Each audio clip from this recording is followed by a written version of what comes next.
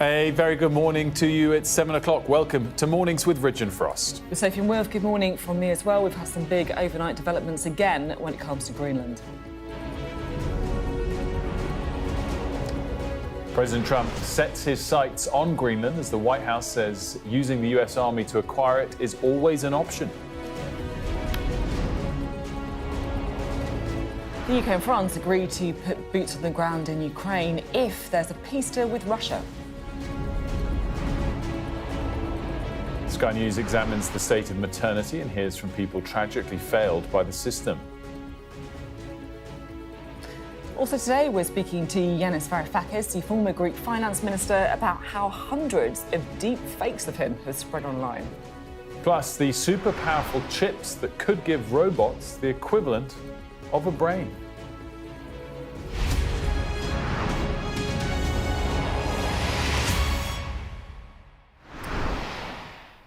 Good morning. Well, Europe is rallying behind Greenland this morning in defiance of Donald Trump as the US ramps up threats to seize control of the country by force. So overnight, the White House put out a frankly extraordinary statement where they said that acquiring Greenland was a national security priority and that using the US military was always an option. It's an extraordinary moment in geopolitics. Greenland is, of course, semi-autonomous territory of Denmark, a NATO ally. So is President Trump serious? Well, he repeatedly at the weekend said that the US needed Greenland very badly for security reasons. Those remarks prompted the Danish Prime Minister, Mette Frederiksen, to warn that any attack by the US would spell the end of NATO. Here's our correspondent David Blevins summing it all up. Stars, stripes and sound bites. I do love that song, but we got to get to business. The commander-in-chief still revelling in the ousting of the Venezuelan president. It was an amazing military feat that took place. And he's wasting no time in capitalising on it, later claiming online that Venezuela would be turning over between 30 and 50 million barrels of oil to be sold, with the money controlled by him, he said, to benefit Venezuela and the United States. Buoyed by the military operation in Caracas, Donald Trump has turned his attention to Greenland, the White House confirming that the president and his team are discussing how to acquire it, and that utilising the US military to achieve that is always an option, they say. In a joint statement, America's European allies pointed out that the Kingdom of Denmark, including Greenland, is part of NATO. Greenland belongs to its people, they added, and it's for them only to decide matters. NATO would lose its meaning if there were conflicts or aggressive steps within the pact. We are very keen to ensure that any disputes or discussions are resolved through friendly dialogue between NATO members. Trump's audience didn't hear anything new on domestic policy, the economy or healthcare, but he did exude confidence. Donald Trump was addressing Republican members of Congress at the start of this midterm election year. But some of those attending the retreat fear the president is in retreat from his America First policy, focusing too much on foreign affairs. He knows, though, that his greatest battle yet could be at the polls in November. You got to win the midterms, because if we don't win the midterms, it's just going to be, they'll find a reason to impeach me. I'll get impeached. From the dance floor to the House floor, he'll need a few moves to retain his majority on Capitol Hill. David Blevins, Sky News in Washington. Extraordinary stuff and a pretty clear hardening, I think, of the US position overnight, which poses a real problem, headache for European leaders. How on earth do they react to this? They've been pretty strong, I have to say. They had that joint statement, of course, from the UK, France, Germany, Italy and so on. Greenland belongs to its people and only Denmark and Greenland can decide on matters concerning their relations. Massive heading. As you said, it's a sort of formal White House statement this time, not just the president kind of off the cuff with reporters or on Air Force One, so really kind of solidifying that position. Of course, so many details as well coming out of Venezuela over the last 24 hours. Firstly, we just wanted to bring you this clip of the new president, Delcy Rodriguez, from yesterday afternoon. Ayer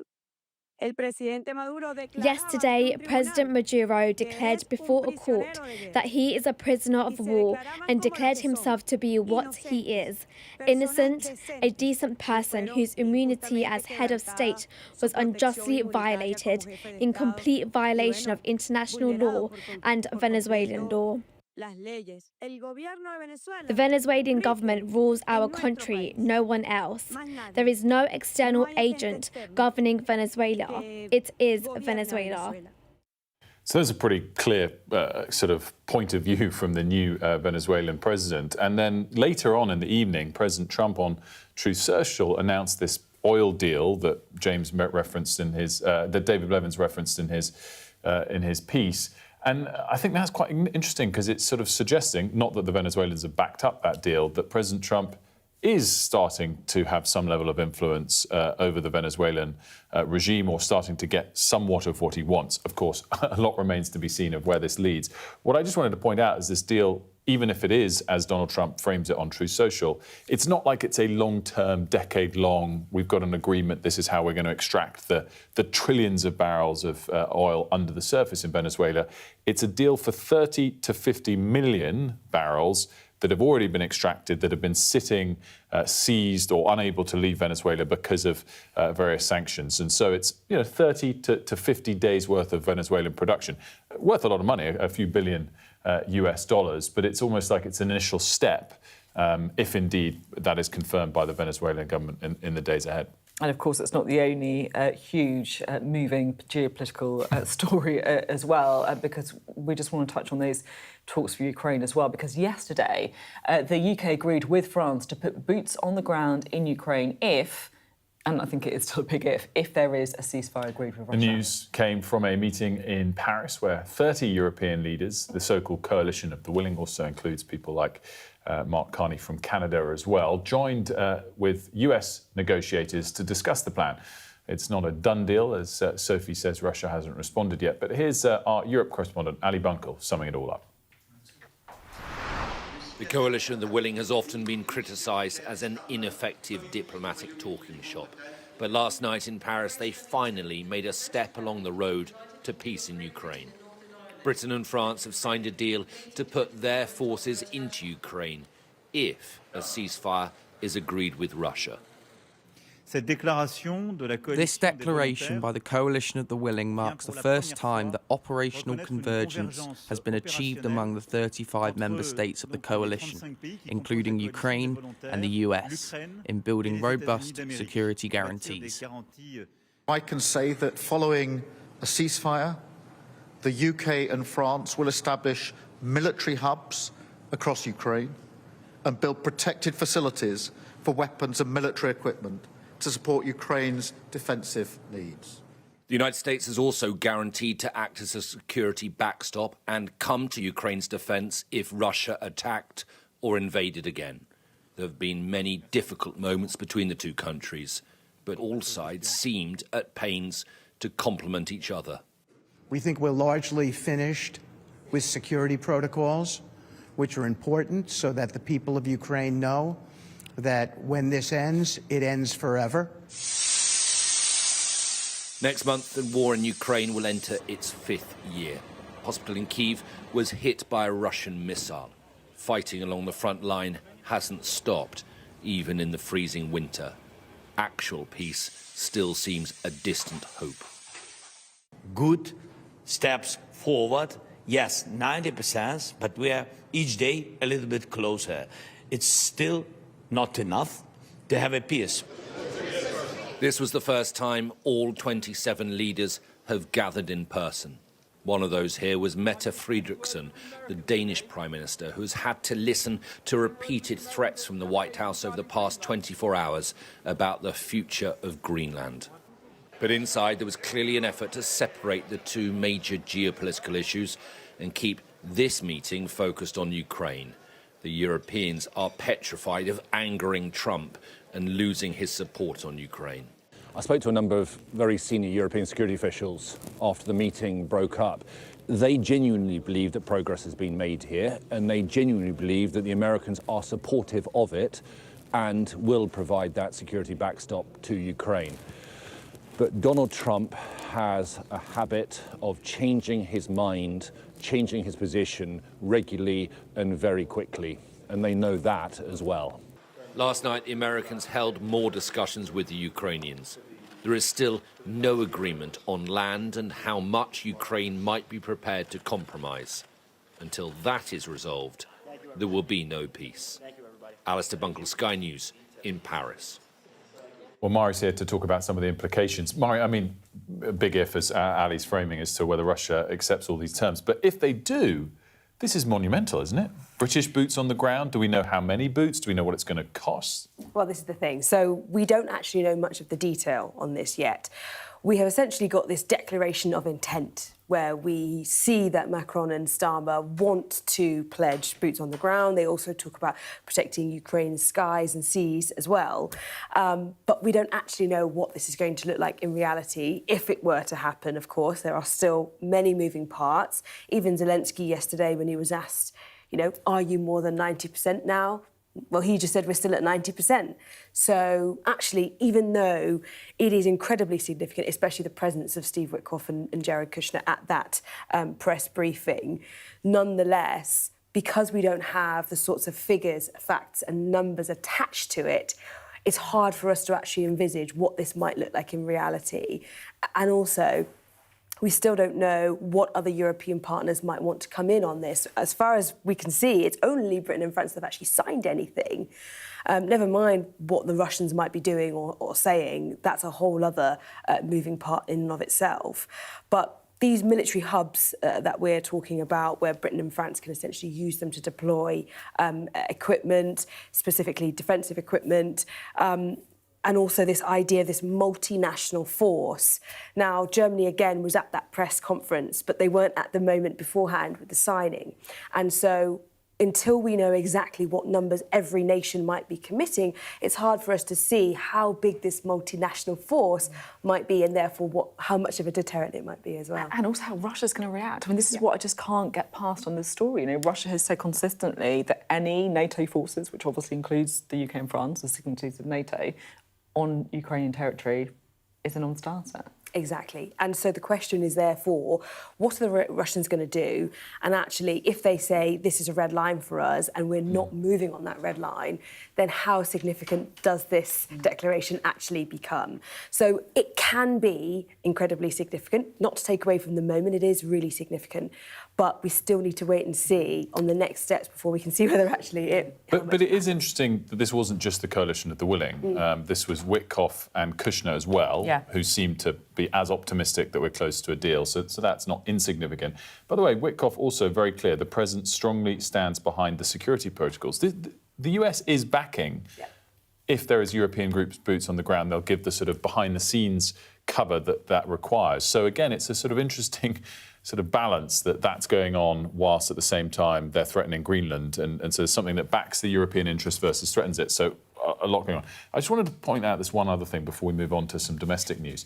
I don't know if people have noticed this, that since the weekend, there's been a big build-up of US military presence in the UK, a fleet of at least 14 C-17 Globemaster military transport aircraft and 2 heavily armed AC-130J Ghost Rider gunships. So this is US in the United Kingdom. Heavy military aircrafts arriving at 3 different RAF bases in Suffolk and Gloucestershire since Saturday. Now, that's obviously not relating to Venezuela. It's obviously not relating to Greenland. It could be Ukraine, but I think something we've just got to keep our eyes on as well is Iran again. And this is, you know, very significant, abnormal amount of sudden presence of US military hardware in Europe and in particular in the UK. Keep an eye on. Yeah, really interesting. Thanks, Mara. Thanks so much. So let's talk about some domestic news, shall we? Domestic news, we're all involved in all of these international stories, of course, as well. The UK right at the heart of it. But let's talk about some specifically domestic news, because the government's today published its road safety strategy. It's a plan that aims to reduce deaths and serious injuries on Britain's roads by 65% by 2035. I can't get my words out this morning. But we'll be speaking to the Transport Minister on this in just a moment. But let's break down some of the key parts of just the proposals at this stage. The government will consult on a minimum learning period for new motorists of up to 6 months.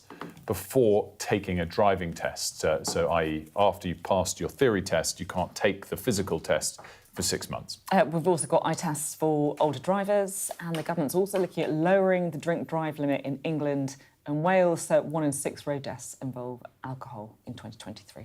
Dan Whitehead has the details. Rebecca was unique, like all children are.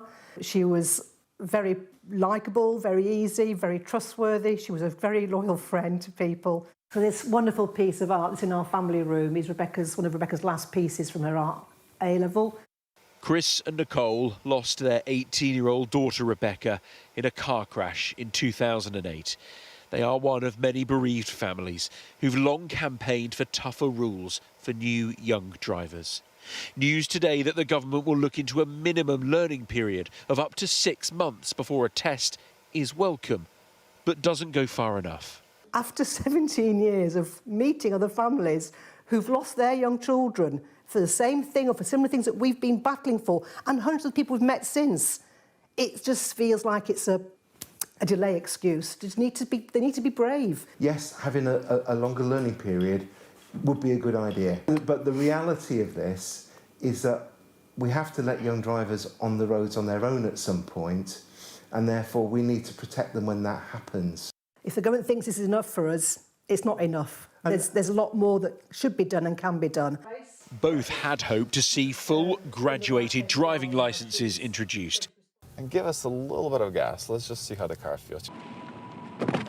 Sky News saw firsthand how they work in Canada. Restrictions on nighttime driving and limits on passenger numbers in those first few months have seen deaths and injuries there fall substantially. Stopping short of introducing full graduated driving licences will be a disappointment to families who've campaigned so hard. And while a minimum learning period is a victory of sorts, it is one that still sees new drivers with no restrictions once they pass their test.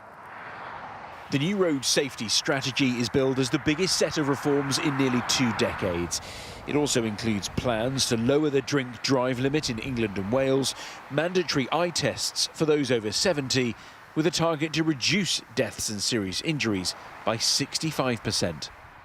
I think overall the strategy is very welcome, and it's also got some pretty ambitious targets. There are a lot of common sense measures looking at seat belts, making it an offence with penalty points for the driver not to wear a seatbelt or any of their passengers. That makes a lot of sense, as a third of people who die in crashes aren't belted up. 4 people die on Britain's roads every day. Many more are seriously injured. The long wait for a strategy to tackle that is now over. The campaign by families to ensure that it goes far enough is not. Dan Whitehead, Sky News. Well, let's talk now to the Transport Minister, Lillian Greenwood, who's here. Good to have you with us. Nice to be here. There's so much to unpick now with this road safety strategy. The thing that's really caught my eye is the alcohol limits, because I think that's something that is, affects so many people. Yeah. Wanting to work out what's the safe limit, how much can you drink. What is it exactly that you're consulting on there? So what we're consulting on is reducing the drink drive limit in England and Wales to bring it into line with Scotland and, frankly, the rest of Europe. So it's been 80 milligrams per 100 millilitres of blood since it was introduced in 1967. What's that in like alcohol units? Is that a beer? Is that a wine? Well, it's almost difficult. It is impossible to say that, Sophie, because it will vary by person, by how large they are, by their sex, by their age, by their metabolism. So the safe answer is, if you're going to go out and have a drink, don't take your car. If you want to take your car, don't have a drink. So I guess this is what I'm slightly struggling with, because I've been looking at this and trying to work out how much is safe to drink. And like you say, you don't know. Like me and Wilf, different sizes, might be completely different safe limits. So why don't you just say no drink at all? Well, that is impossible to know. That's probably the best advice. Is if you're going to drive, don't have a drink. If you want to have a drink, leave your car at home. We want to send that very clear message. You heard just there from some people who've suffered the loss of a loved one, and I've sat down with numerous families over the last 18 months, and they've been asking us to take action.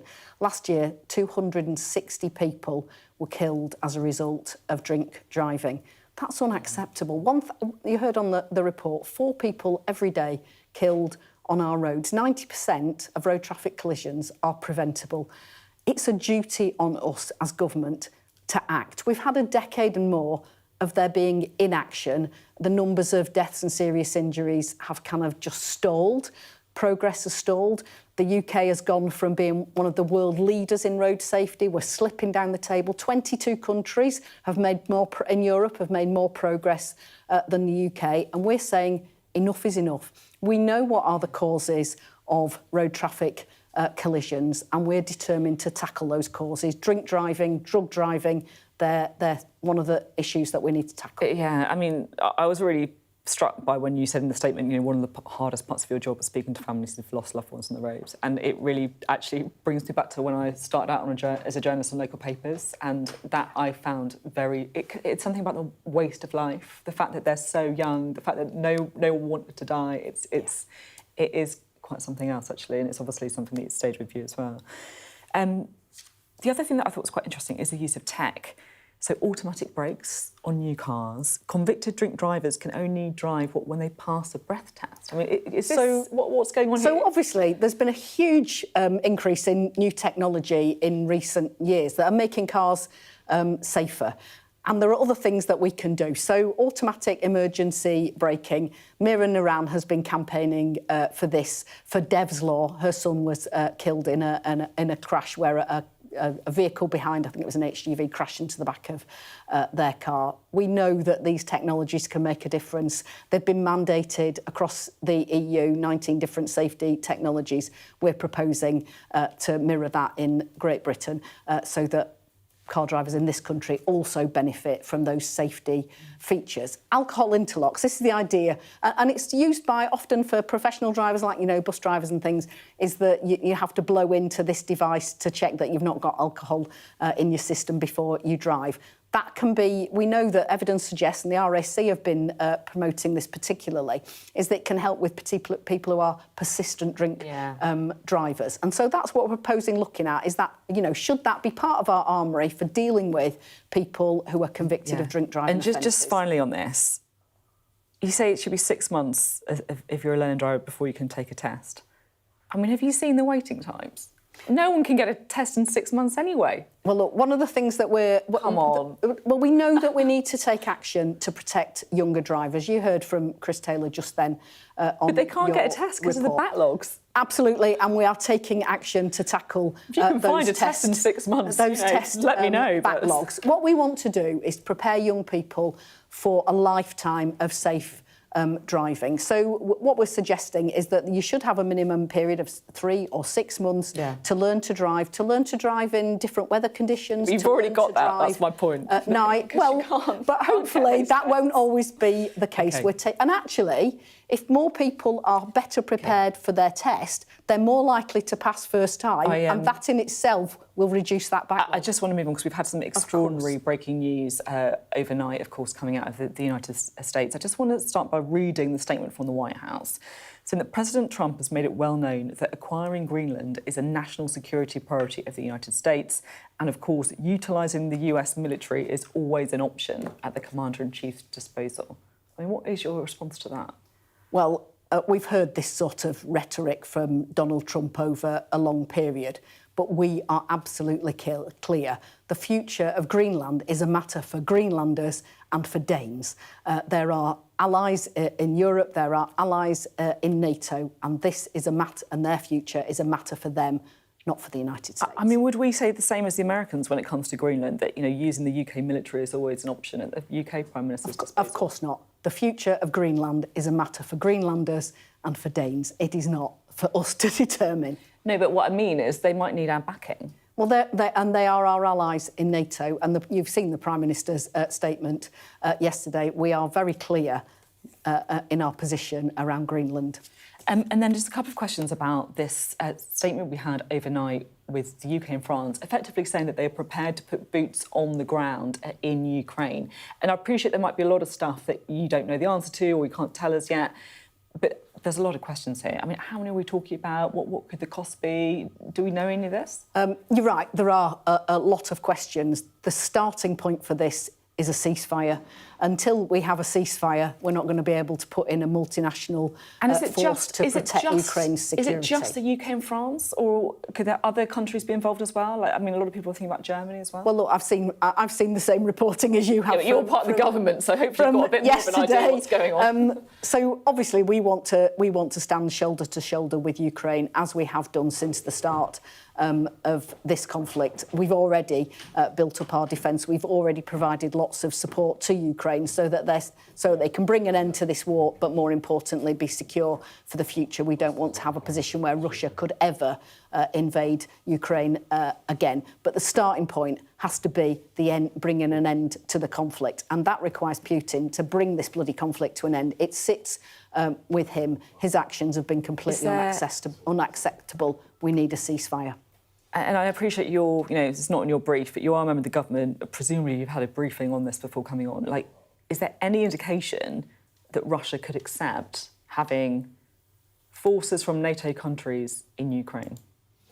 I don't know the answer to that, Sophie. I'm not going to pretend that I do. But this is a matter for, it's about us backing Ukrainians in their fight for their own freedom, and we want to support them as we've set out. Lillian Greenwood, thank you very much. Indeed, Lillian Greenwood there, talking about the new government's road strategy.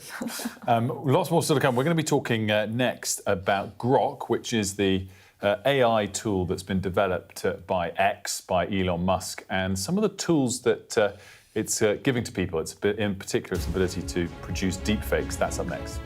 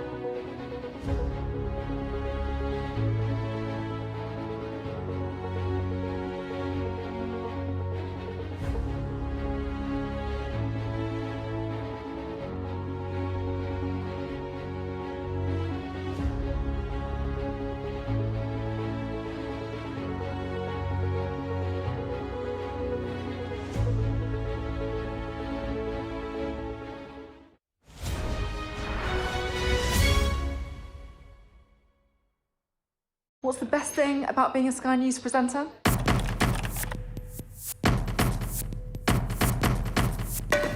We've done the work and the reading, so you don't have to. Being a Sky News presenter. Hello and welcome. Westminster, the heart of British politics. I'm so sorry about what happened to you. So what on earth is going on? It's not true. Can I tell you what I think? It's really unusual. Mornings with Richard and Frost. Let's crack on. Let's get started. The best thing about being a Sky News journalist? They call him the king of the jungle. Being a Sky News journalist.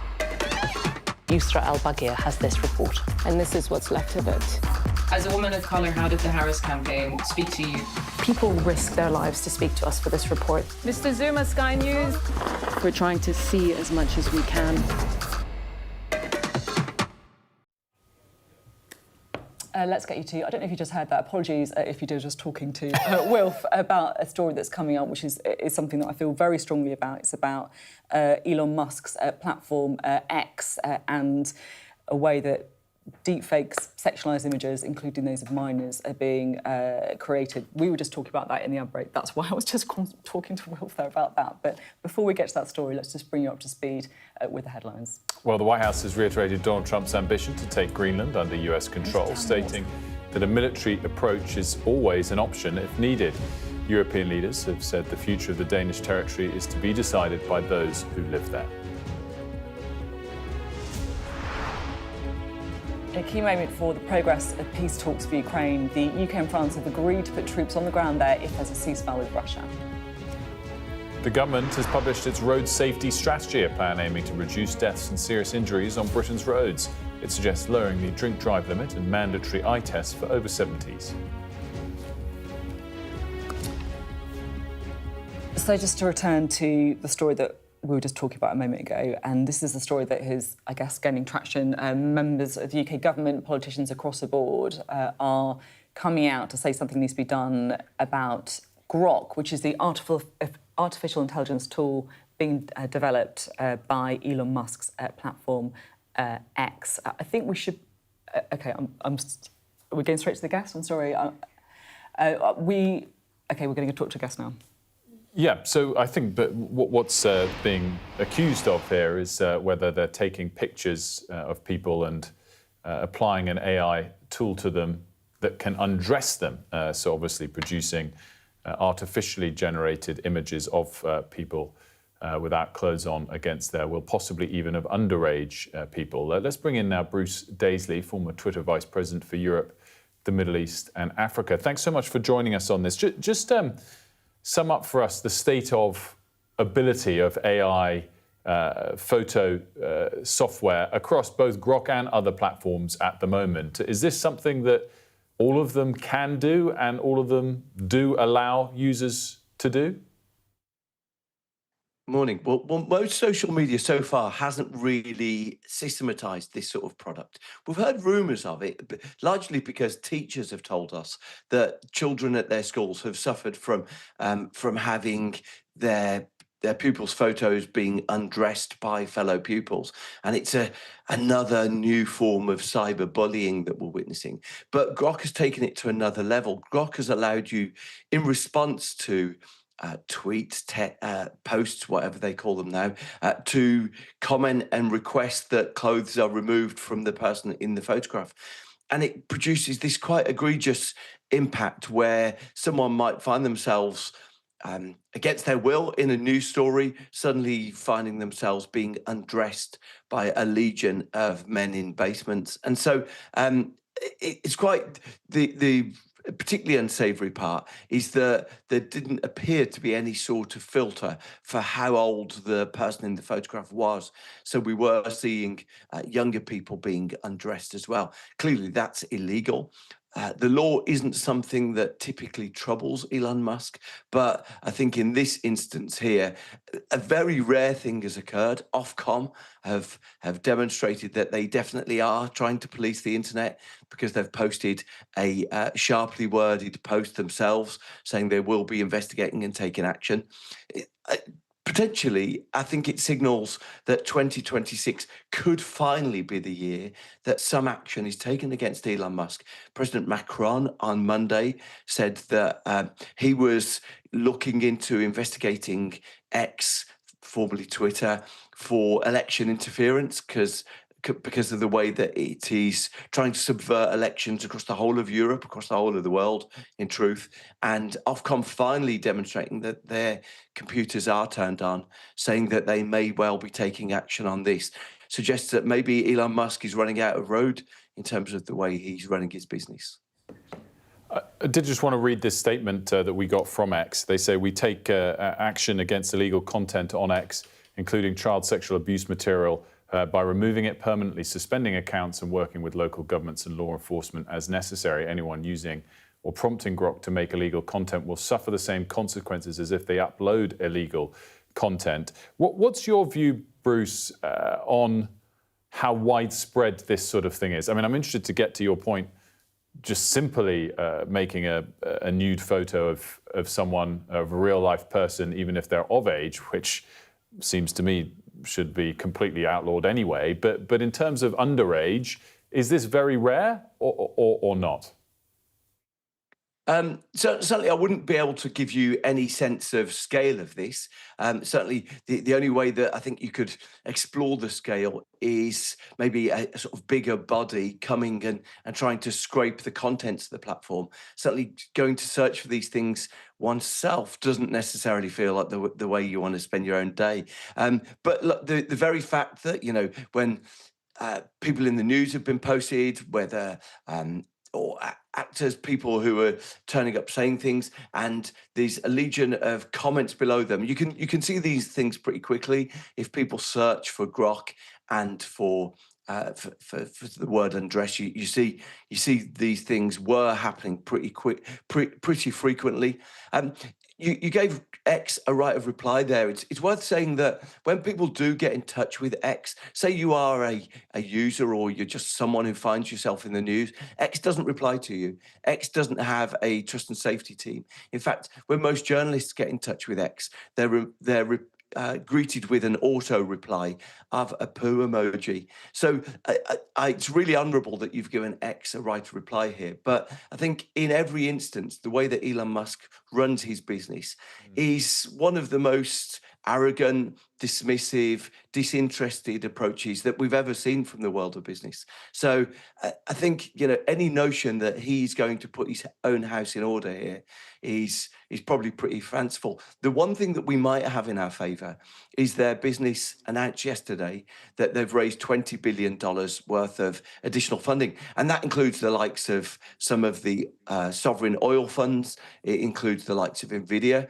and potentially putting pressure on his investors by closing down the site for a few days till things are put in order, or exploring what France is doing, saying we're not going to allow an election manipulation via the platform, and putting a block on it until that happens. I think potentially that could initiate some sort of response. But right now, he's a rogue businessman operating pretty much outside the realm of the law. I just want to take it away from Elon Musk for a minute, because I accept, you know, the interesting points that you're making on it, but I just think there is a wider issue here with AI, because grok is not a thing, it's just a tool, right? And if you message grok saying, put this person in a bikini, it will do it. It will do it, right? So that is what happens. And it's quite shocking when you see users on X and other platforms, sure, as well, taking advantage of that and doing it to normal people. How careful do we need to be at this point when AI is making these strides? And is the regulation anywhere near good enough? Yeah, right now there's pretty much no regulation on a lot of these things. I think we find ourselves as a country where most of the innovation is happening elsewhere, or certainly is owned elsewhere. There is a lot of AI innovation in the UK. We find ourselves really sort of chasing the constant promise of Silicon Valley, really. The promise of Silicon Valley is if you embrace innovation, then good stuff will come from it. And it's been a pretty convincing mantra that has convinced businesses around the world to just let technology innovate. What you typically find with tech firms is they don't have a conscience until they're forced to have one. You know, Facebook famously started off being a platform that invited you to go and rate how attractive you thought fellow students were. And so typically in the past, it's been investors that have encouraged these platforms to develop a conscience, to try and operate a business with proprietary. And I guess the challenge for a lot of these firms is that most of them have been sustaining a 20% annual growth rate for the last 2 decades.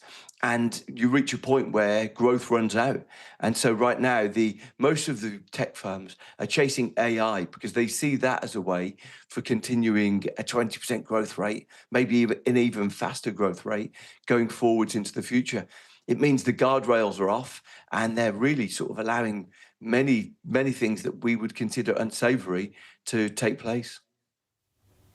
Bruce, thanks so much for joining us. We appreciate it. Now to births and deaths now, and there are concerns over the fact that the number of deaths in the UK could soon start to outnumber the number of births. Now, the Resolution Foundation says this could leave the country relying on immigration for population growth, although it's interesting to see that those figures are also projected to go down as well. Here's the forecast from the think tank. It predicts the UK will reach that turning point in the next few years and warned that deaths could outnumber births by 100,000 annually by 2045. Joining us is Charlie McCurdy, the economist at the Resolution Foundation, who's carried out this research. Charlie, thanks so much for starting us. I think actually the research said this year might be that moment when the balance tips. How significant is it in the sort of grand scheme of economics and demographics in terms of the impact it then has on a nation? Yeah, thanks very much for having me. So, yeah, we think 2026, and this is based on population projections, maybe that year, that turning point year where births are outnumbered by deaths.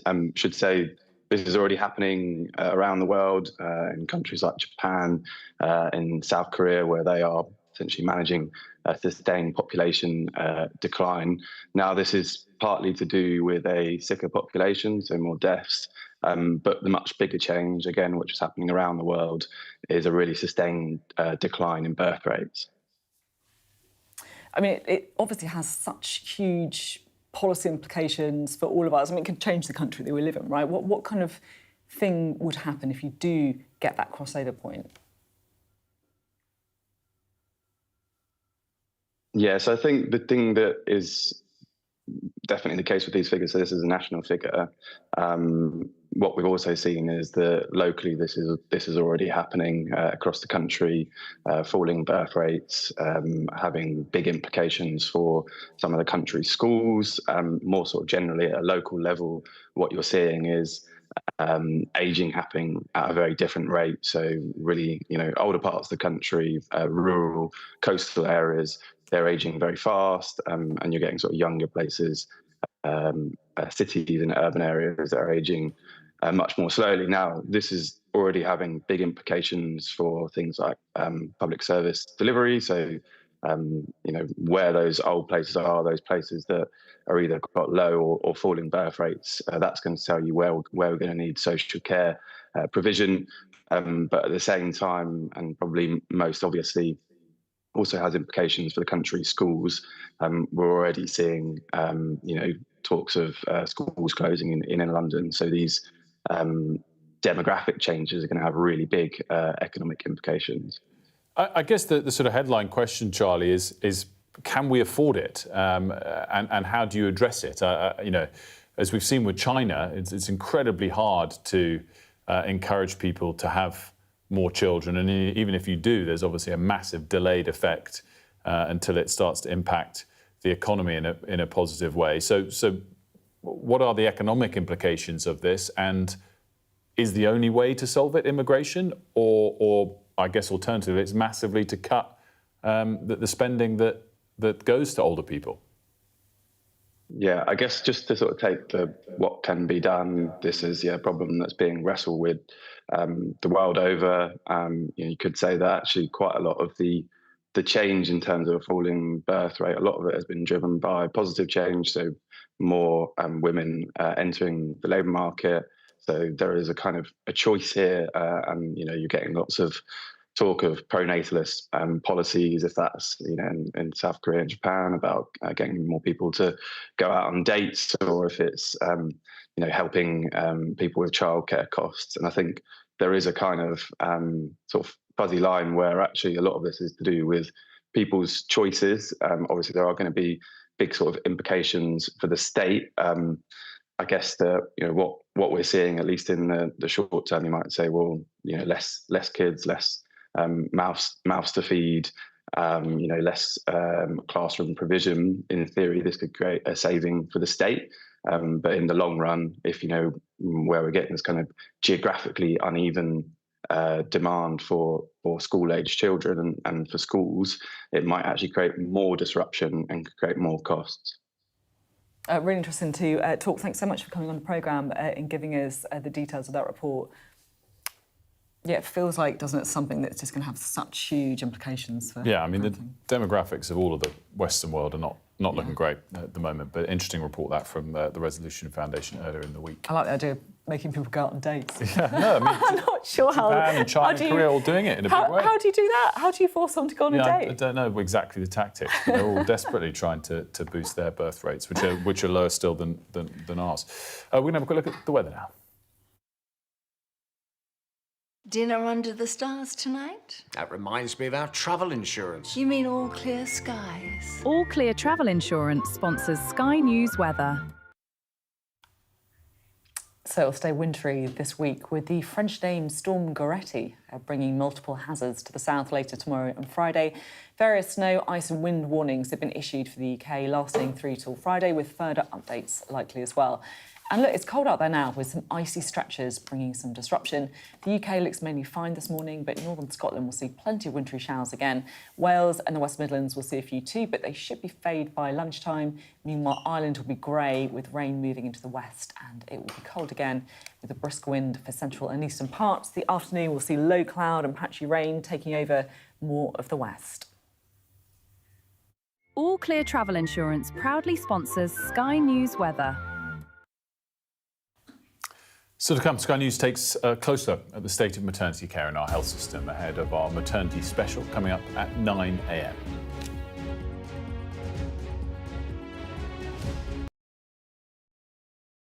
The Data and Forensics team is a multi-skilled unit dedicated to providing transparency in journalism. We followed a social media trail that led us to Bristol, where a confrontation between protesters erupted into a full-scale riot. Here it really is pitched battle skirmishes, hurling missiles, throwing punches. We gather, analyse and visualise data to tell data-driven stories. Sky News has been given exclusive data. Sky News has seen 72,000 posts used in this way. Elon Musk says it is, quote, a viper's nest of radical left Marxists who hate America. I think we would generally be called far right, sure. It's called Return to the Land, and they invited me in. Its founder says he is building a fortress for the white race. I kind of want to ask you, after seeing this, do you think what we're doing is immoral? I'm Tom Cheshire, Sky's data and forensics correspondent. What's the best thing about being a Sky News presenter? Perfect. Let's bring you some breaking news. Being a Sky News presenter. I began by asking, thank you so much, trusting us to tell her story. The battle for number 10. Sky News has been given exclusive access. Let me give you a sneak peek. It was the day those present would never forget. Why did you decide to open up and tell your story? Those vivid colours of summer have faded now, but the trauma for everyone who witnessed what happened here hasn't gone away. Devastation. We lost 3 of them. Ruda Cabana's guilty pleas mean they won't have to relive what they saw in court, but everyone here tells you they'll carry it for the rest of their lives. You see people running red lights time after time after time. This is an offence that sometimes has the most awful of consequences. When you speed through a pedestrian crossing, there is a risk that you could batter somebody to death. She filled our lives with light. She was innocent, she was happy. I'm Greg Milam, and I'm Sky's Chief North of England correspondent. He had a beautiful death. He fell asleep in my arms. This is about a dying person's choice to die peacefully when they want to, on their terms. What's the best thing about being a Sky News journalist? Who's funnier? Being a Sky News journalist. A special edition of The World with me, Yalda Hakim. Pakistan has the right to respond. You're like, what? A historic day here today. Congratulations, this is a huge moment. But what happens now?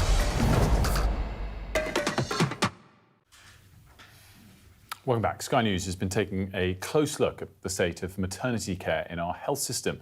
Last time we looked at the issue, hundreds of women got in touch to share their stories, and our health correspondent, Laura Bundock, has spoken to Louise Prashad, the mother of 2 stillborn twins, who says she was failed by her local hospital. A warning, this report contains distressing content. But remember, we will always be your loving parents until we meet again. You may have been stillborn, but to me you were stillborn, and I will always be your mum. This is the letter Louise Prashad wrote to her twin babies. They were born sleeping and taken to a room with my family so they could say hello and goodbye. And I didn't have the chance to do that. When Louise woke up, she was told her babies had died and she'd been given a life-saving liver transplant. I howled and a really, really kind nurse came in and held me. And I wouldn't believe it. I was so angry that I hadn't been listened to. I just couldn't shake the feeling that I was dying. And every time I went into the hospital, my feelings were just spoken away. I felt like I was shouting into a black void. Hundreds of women have written to Sky News describing their traumatic births. We analysed 102 of their stories and found 93 people mentioned feeling ignored, either due to workforce shortages or concerns not being taken seriously. It's a common issue. In a survey by the CQC, 1 in 5 women said concerns they raised in labour were not taken seriously. 69% of the emails and texts we received discuss physical harm to the mother, including long-term effects. And even more, 71% talk about long-term psychological harm like trauma and PTSD. These were given to me with their date of birth and the time they were born. Louise suffered from depression after the death of her babies. A spokesperson for York and Scarborough Teaching Hospital's NHS Foundation Trust said our heartfelt apologies go to Mrs Prashad for the failings in the care provided during her pregnancy, which resulted in the stillbirth of her twins in 2016. Louise and her husband have had 2 more children, but the loss of their twins is something they'll carry for the rest of their lives. The lack of care and the way I was spoken about is just something no expectant mother should have to go through. The individuals aren't to blame. It's the system that's broken. We're going to talk to our health correspondent, Laura Bundle. Laura, we've obviously spoken about this before, and I think the thing that gets me is that every time we talk about maternity, we get an absolutely overwhelming number of women coming to us and talking about the frankly horrific stories that they've experienced. Yeah, all very similar stories, but each one harrowing and shocking in its own way. And Louise's story there, shared with us, I think holds up a mirror to a system that is in crisis at the moment. After years of the warnings, the reviews, the mounting pressure, I think there is hope that 2026 could see some positive change when it comes to maternity services. But I think we've long known and long talked about the fact that it is a system in crisis. It's a vital service, but one that in some cases is really badly failing mothers and babies, sometimes, as in Louise's case, with tragic consequences. And we've had multiple investigations now, 748 recommendations made since 2015. And yet we sort of seem stuck in this cycle of a system that can't change. And I think everyone would agree that the change is overdue, but what it looks like is the big question. And that's the problem and the challenge facing Baroness Amos, who's tasked with sorting it out. She's carrying out this review. Interim findings were published last month and highlighting everything we've been talking about. Women don't feel listened to, that the mother's instinct is disregarded, it's dismissed, that poor basic care, women not being given meals. But there is a huge amount of scepticism, I think, with so many previous reports as to whether or not lessons will ever be learned. You know, we've heard it all before, families write in and tell us. So I think there is hope that something will move forward, something will change in 2026. But I think any progress will be judged not by promises and recommendations, but by actual positive outcomes. Which is exactly why, obviously, Sophie and you are doing this special at 9 a.m. And in light of that, Lord, just remind us where we are in terms of what the government has and hasn't promised to do, because we've had plenty of reviews into this over many years. Yeah, a huge number of reviews into specific NHS trusts, which have had big issues and big problems, big failings. And there was an all-party review that was carried out a couple of years ago. It made its own recommendations as well. But I think Wes Streeting has said, yes, we need to do something about this. I'm setting up this inquiry that's going to look at it, that will collate all the previous recommendations to draw up a set of national guidelines. And that's what's going on at the moment. So Baroness Amos has been visiting, it's 12 trusts now she's looking at specifically. But the idea is she'll look at the trusts with different issues and from them collate something that can be implemented across the UK. But it is a difficult progress, and not everyone is behind this in terms of, you know, some individuals feel you need to look more specifically at what's going on in individual trusts. But I mean, already we're getting emails again this morning, people sharing their stories, and it's really hard to read some of them because, you know, we're talking about harm to mothers, harm to babies, and you can see why so much needs to happen, and the pressure is so huge to get it right this time. Yeah, and you've got, what have you got coming up at 9, Sophie? Yeah, so we're doing an hour-long special, and I'm very aware when we do these stories that people listening to this may be pregnant and feeling worried. And actually, it's something that kind of does weigh quite heavily on me as well, not to kind of be scaremongering about it. But I do think that it's so important, and the only way it's going to change after all these reviews that you're talking about is if we keep talking about it and amplifying the voices of these women, which is what we're trying to do at 9. So I'll see you then. Thanks, Laura. Laura, thank you. And the other side of this break, we'll have more of the day's top stories, including from Greenland and on Ukraine. Don't go anywhere.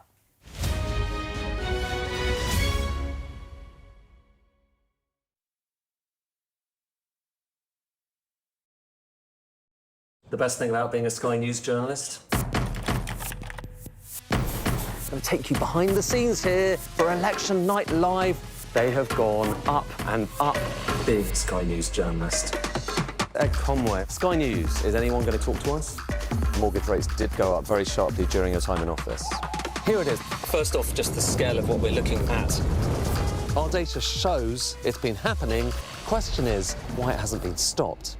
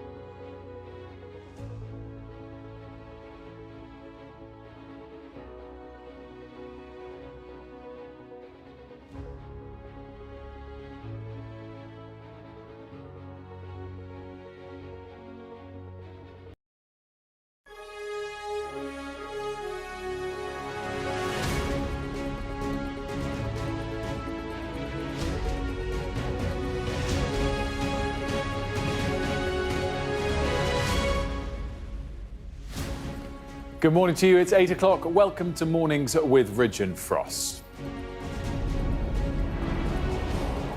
Donald Trump sets his sights on Greenland as the White House says using the US Army to acquire it is always an option. The UK and France agree to put boots on the ground in Ukraine if there's a peace deal with Russia. Sky News examines the state of maternity and hears from people tragically failed by the system. Also today, we're speaking to Yanis Varoufakis, the former Greek finance minister, about how hundreds of deepfakes of him have spread online. Plus, the New Year cold snap sees hundreds of schools closed for a third day as Britain braces for the first named storm of the year.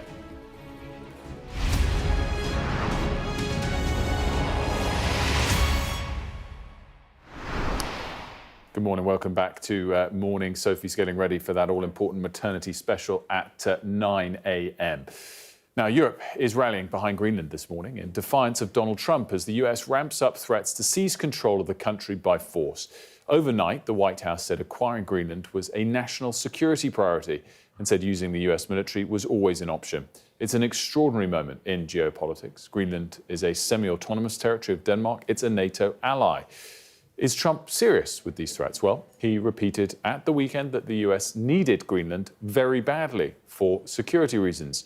Those remarks prompted the Danish Prime Minister, Mette Frederiksen, to warn that any attack by the US would spell the end of NATO. Sky's US correspondent David Blevins has our first report.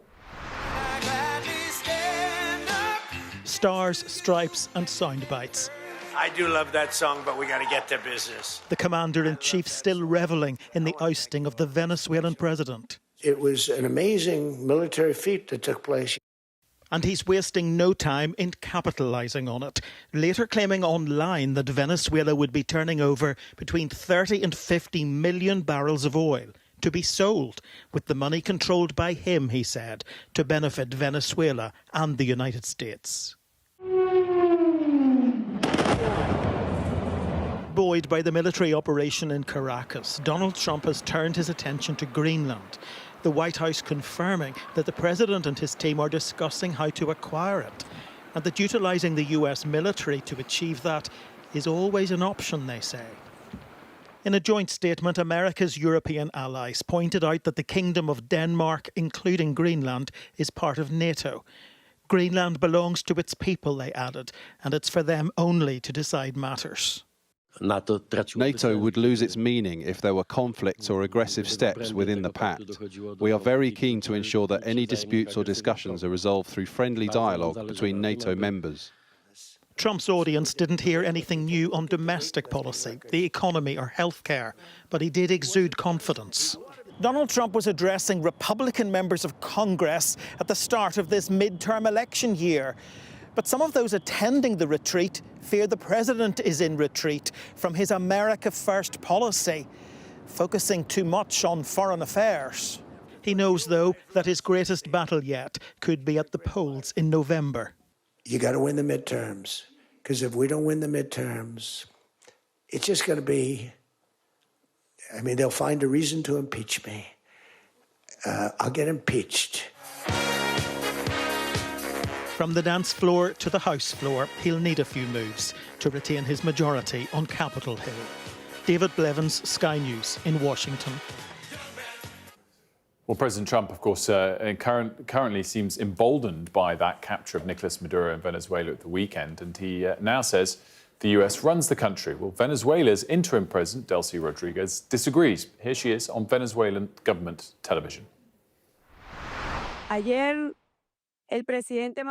Yesterday, President Maduro declared before a court that he is a prisoner of war and declared himself to be what he is, innocent, a decent person whose immunity as head of state was unjustly violated, in complete violation of international law and Venezuelan law.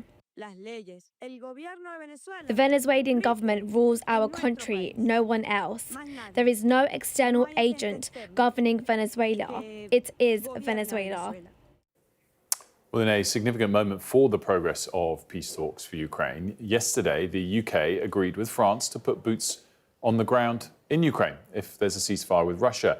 The news came from a meeting in Paris where 30 leaders, the so-called Coalition of the Willing, were joined by key US negotiators to discuss the plan for peace. But it's not a done deal, as Russia hasn't responded to the agreement. Our Europe correspondent Alistair Bunkle has this report. The Coalition of the Willing has often been criticised as an ineffective diplomatic talking shop. But last night in Paris, they finally made a step along the road to peace in Ukraine.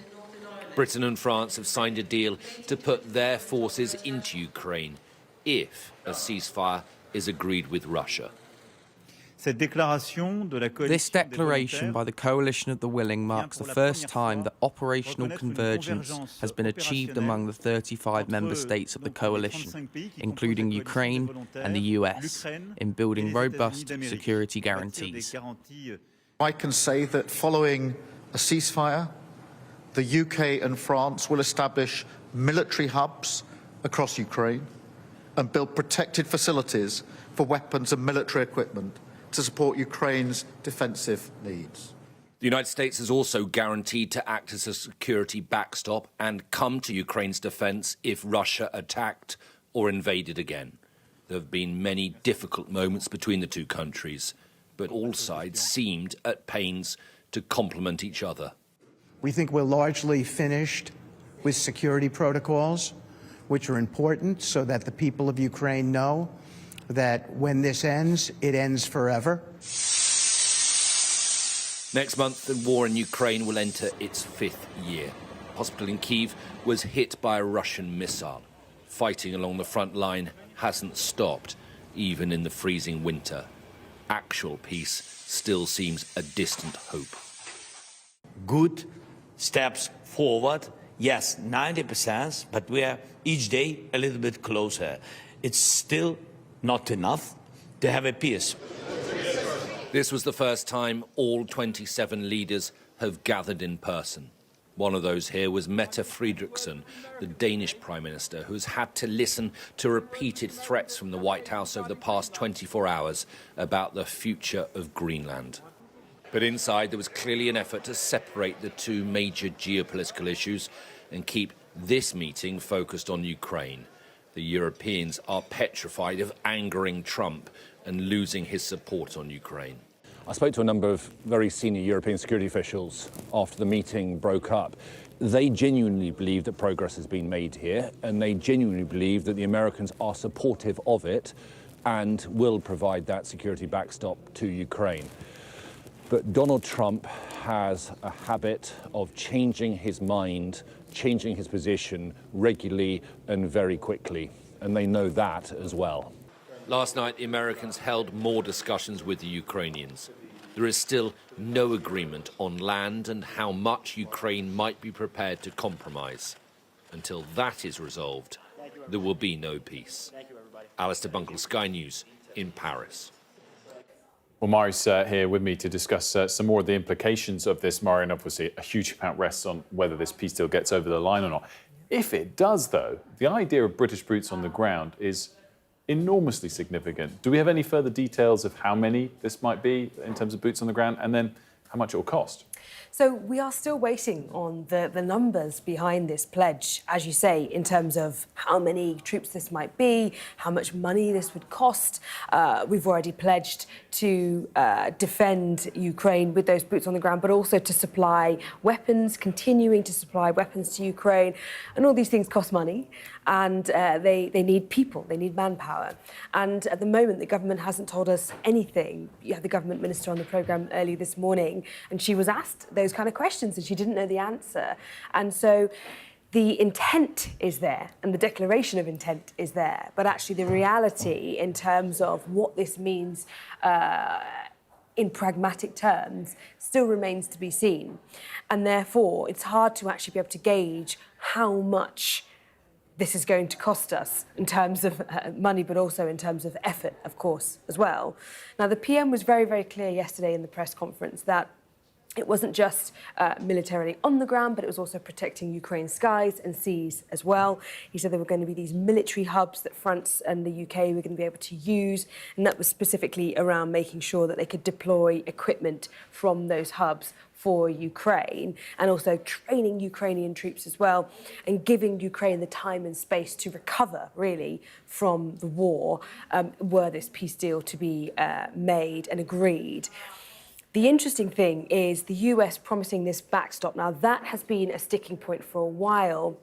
It's been something that the Ukrainians have been talking about for a very, very long time. And to have Steve Witkoff and Jared Kushner there at that press conference with that joint signed-off declaration on the Elysee website as well, and that was signed off by all the nations rather than these boots on the ground was Britain and France, it really demonstrates a willingness on the US side, it feels like, to try and get there and make this work and get that last 10% that Zelensky keeps talking about over the line. The only thing that I found slightly bizarre was you had Steve Witkoff praising Starmer, praising Macron, calling them incredible. It was a very complimentary press conference, while within a matter of minutes or hours, you had Donald Trump on the stage in the US doing an impersonation of Macron in quite a demeaning manner, talking about him kind of begging Trump for things. And so there's this kind of slightly bizarre combination of Steve Witkoff saying, Macron, you're amazing, while you've had Trump mocking him globally at the same time. Slightly bizarre. Not perhaps the only thing that's been bizarre over the last few days in this broader space. Mara, as always, thanks so much. Now, the government has today published its road safety strategy, a plan aiming to reduce deaths and serious injuries on Britain's roads by 65% by 2035. Let's take you through some of the key parts of the proposals. The government will consult on a minimum learning period for new motorists of up to 6 months before taking a driving test. Mandatory eye tests for older drivers could also be introduced. The government is looking at lowering the drink-drive limit in England and Wales, 1 in 6 road deaths involving alcohol in 2023. Well, families affected by road collisions have told Sky News that the plans don't go far enough and have missed opportunities to save young drivers. Dan Whitehead has this report. Rebecca was unique, like all children are. She was very likeable, very easy, very trustworthy. She was a very loyal friend to people. So this wonderful piece of art that's in our family room is one of Rebecca's last pieces from her art A-level. Chris and Nicole lost their 18-year-old daughter Rebecca in a car crash in 2008. They are one of many bereaved families who've long campaigned for tougher rules for new young drivers. News today that the government will look into a minimum learning period of up to 6 months before a test is welcome, but doesn't go far enough. After 17 years of meeting other families who've lost their young children for the same thing or for similar things that we've been battling for, and hundreds of people we've met since, it just feels like it's a delay excuse. They need to be brave. Yes, having a longer learning period would be a good idea. But the reality of this is that we have to let young drivers on the roads on their own at some point, and therefore we need to protect them when that happens. If the government thinks this is enough for us, it's not enough. There's a lot more that should be done and can be done. Both had hoped to see full graduated driving licences introduced. And give us a little bit of gas. Let's just see how the car feels. Sky News saw firsthand how they work in Canada. Restrictions on nighttime driving and limits on passenger numbers in those first few months have seen deaths and injuries there fall substantially. Stopping short of introducing full graduated driving licences will be a disappointment to families who've campaigned so hard. And while a minimum learning period is a victory of sorts, it is one that still sees new drivers with no restrictions once they pass their test. The new road safety strategy is billed as the biggest set of reforms in nearly 2 decades. It also includes plans to lower the drink-drive limit in England and Wales, mandatory eye tests for those over 70, with a target to reduce deaths and serious injuries by 65%. I think overall the strategy is very welcome, and it's also got some pretty ambitious targets. There are a lot of common sense measures looking at seatbelts, making it an offence with penalty points for the driver not to wear a seatbelt, or any of their passengers, that makes a lot of sense, as a third of people who die in crashes aren't belted up. 4 people die on Britain's roads every day. Many more are seriously injured. The long wait for a strategy to tackle that is now over. The campaign by families to ensure that it goes far enough is not. Dan Whitehead, Sky News. Now, it's been a chilly week so far, and conditions are expected to worsen as Storm Goretti approaches. The first named storm of the year will bring more snow, high winds and heavy rainfall. One of the worst affected areas is Aberdeenshire, where a major incident has been declared due to the heavy snowfall. How bad can it be? I hear you asking. If you're down here south, oh, there it is. Connor is in the midst of the snow for us. And Connor, you know, everyone likes a little bit of snow, but when it's up to your knees, it starts to be quite a hindrance.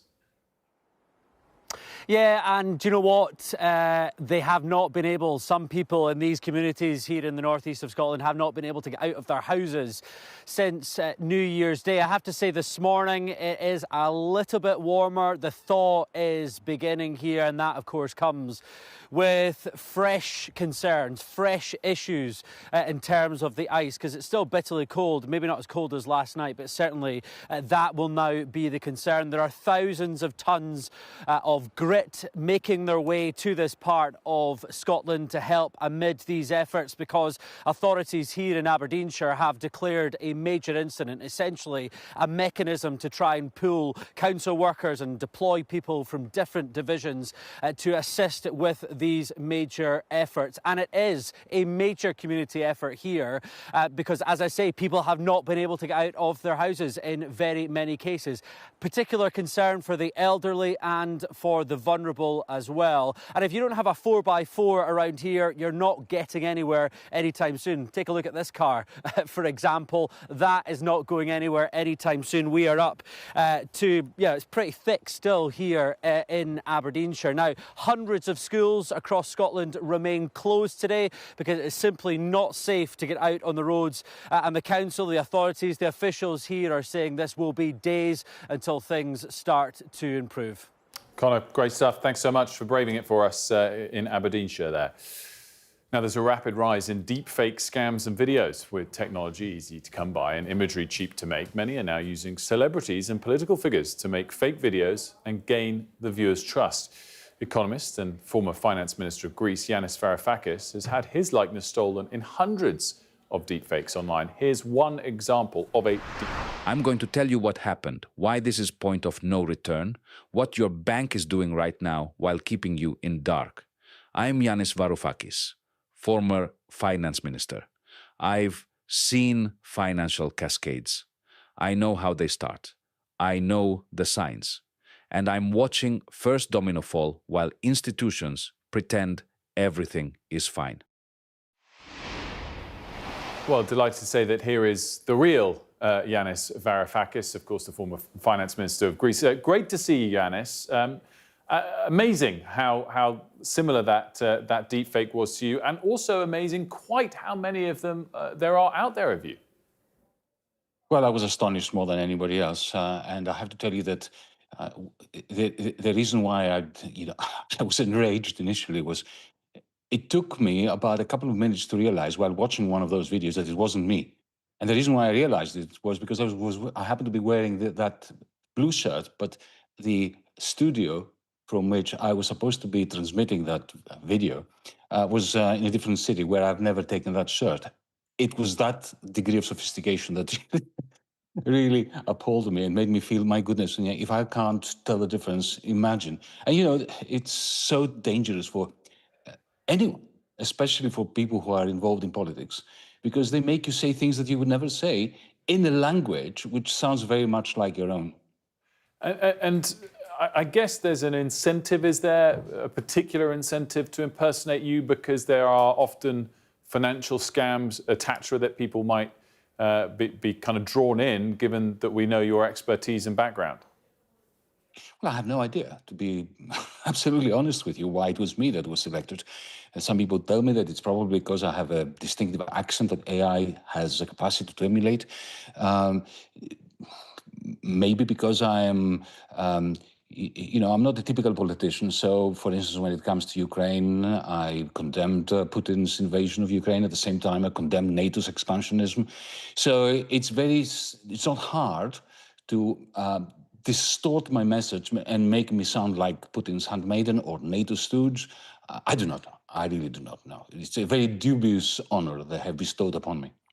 Yeah, honour is an interesting word to use there, which I know you're using lightly. What's been done about it, and who have you notified about it? Have the platforms helped you or not? Not in the slightest. Not in the slightest. Look, this is my great concern, and I think this should be the great concern of all of us. This is not personal. We know that AI is remarkably powerful, and very soon it will be very, very difficult, if not impossible, to tell the difference between a fake and a real one. The problem is not so much the technology. The problem is the big tech companies who are clearly not reluctant, but very uninterested in doing anything about it. I wrote immediately to Google because the vast majority of those videos were on YouTube, which is owned by Google. It took me 4 or 5 days to evince an answer from them. They gave me forms to fill. It was just delaying tactics. And then eventually, 7 or 8 days after the first video was posted, they brought a channel down, which reappeared within 20 seconds under a different name and a different guise. Now, we know that Google, Meta, TikTok, they have the technology, they have their own AI systems by which to bring down whatever they don't want to be shown. But they don't want it because, I've done a little bit of research, and it turns out that there are millions of views of these deepfakes of me. And there's also John Milsheimer, the Chicago professor, and Jeff Sachs, my friend from Columbia University, who have also had the same experience. And they had exactly the same experience with Google and Meta and the other big tech platforms. They are not cooperative. Why? Because it's part of their business plan. It is not a failure. It is not that, they're not efficient enough in bringing these things down. They just don't want to. So the question is political. And it's a question for our parliaments, our sovereign states. Do we own our images? And can our own states do anything against big tech, especially in a situation where Donald Trump is in the White House, threatening the living daylights out of our governments if they dare touch Google and Meta? It's such an interesting point, and as is often the case, a lot of this that will fall on governments to regulate, and we haven't been particularly fast-moving when it comes to regulating tech. Is there, though, at least the opportunity for governments to act? Because I guess the thing that's really hamstrung governments for the last decade when it came to social media is free speech arguments. How can you regulate individuals from saying what they want on these platforms? But this isn't free speech of people, it's machines.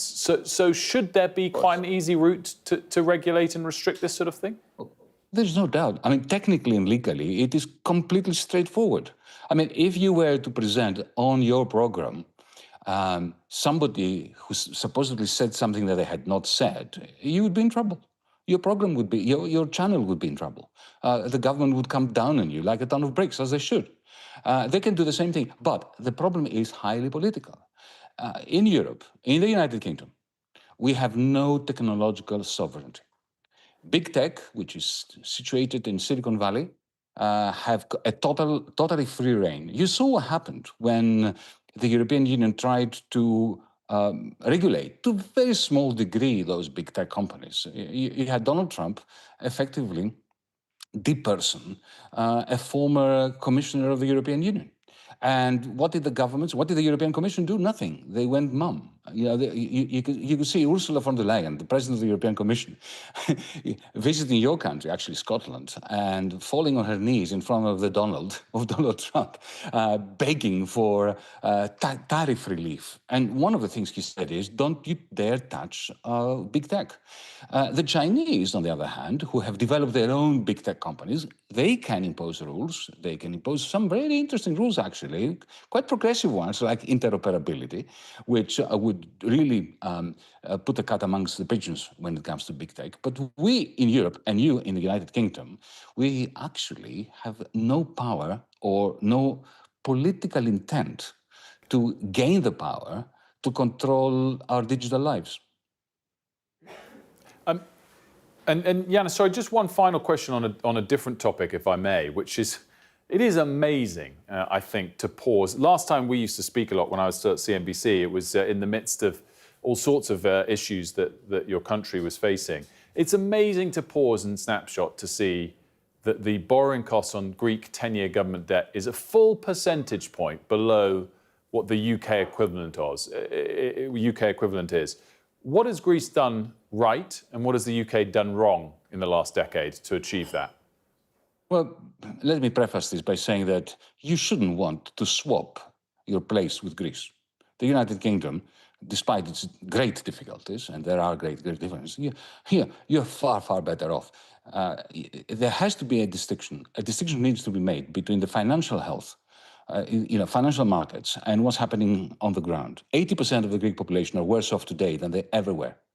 So when we're talking about what have we done right, we have to take this into consideration. But the reason why we have such low yields when it comes to our 10-year bonds is because we have a European Central Bank which, after 10 years of procrastinating, decided that they are going to back Greek bonds. I mean, the Greek public debt is gigantic. It's much, much greater than Britain's. We do not print our own currency, the currency in which we borrow. So in that respect, if we had free markets, if this was a free market economy, the yields to the gilts, to the United Kingdom government's bonds, would have been much, much lower than Greece's. So what happens here is that this is suppression from the European Central Bank, which comes at a price. And the price is that we have 24% VAT. We have huge tax rates for small businesses. We have a negative productive investment. So, we have purchased our financial stability and health at the huge price of a permanent stagnation. It's really interesting, Yanis, as ever, to talk to you, particularly on all of that deepfake stuff. Thanks so much for joining us. Good to see you. Well, thank you. Yanis Varoufakis there. We're going to take a quick break. When we come back, we'll be talking to Michael Shear, the US journalist, about the latest situations in the United States. That and much more still to come.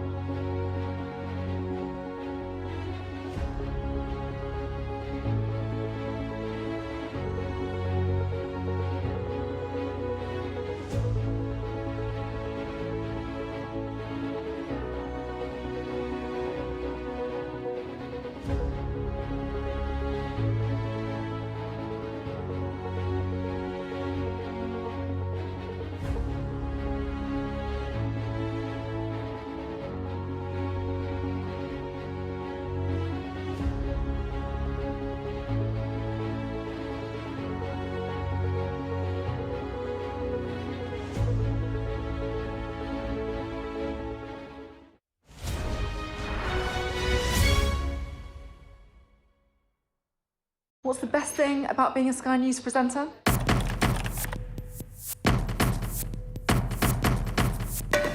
We've done the work and the reading, so you don't have to. Being a Sky News presenter.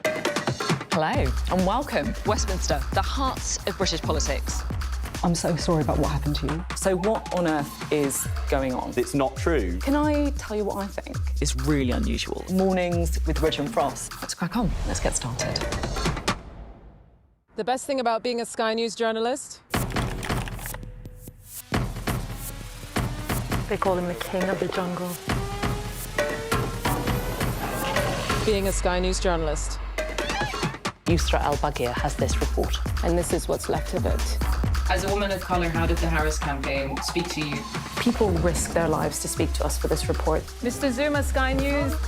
We're trying to see as much as we can. Welcome back to Mornings. Let's remind you of the top stories. The White House has reiterated Donald Trump's ambition to take Greenland under US control, stating that a military approach is always an option if needed. European leaders have said the future of the Danish territory is to be decided by those who live there.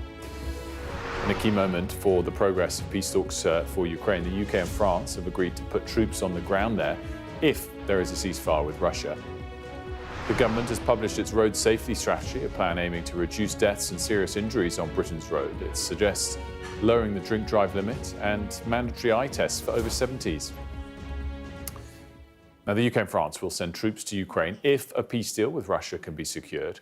Russia has not yet responded to the agreement, but has previously warned that any foreign troops in Ukraine would be a legitimate target. Joining us now is Ben Barry's, the former director of the British Army Staff. Thanks so much for joining us. What is your first take on the idea that Britain has gone this far to say, if there's a ceasefire, we'll put boots on the ground? Well, I'm sure it's going to be welcomed by Ukraine, and it'll be welcomed by UK's partners in the coalition of the willing. But both Starmer's remarks and the statement that's been issued, the Paris Declaration, leave a lot of questions unanswered. Perhaps the first one is that the US participation is described in the statement only as possible. And with the US president being the most unpredictable president of my lifetime, I think US participation could only be guaranteed once the president has directed it to happen and the US has actually started participating for real.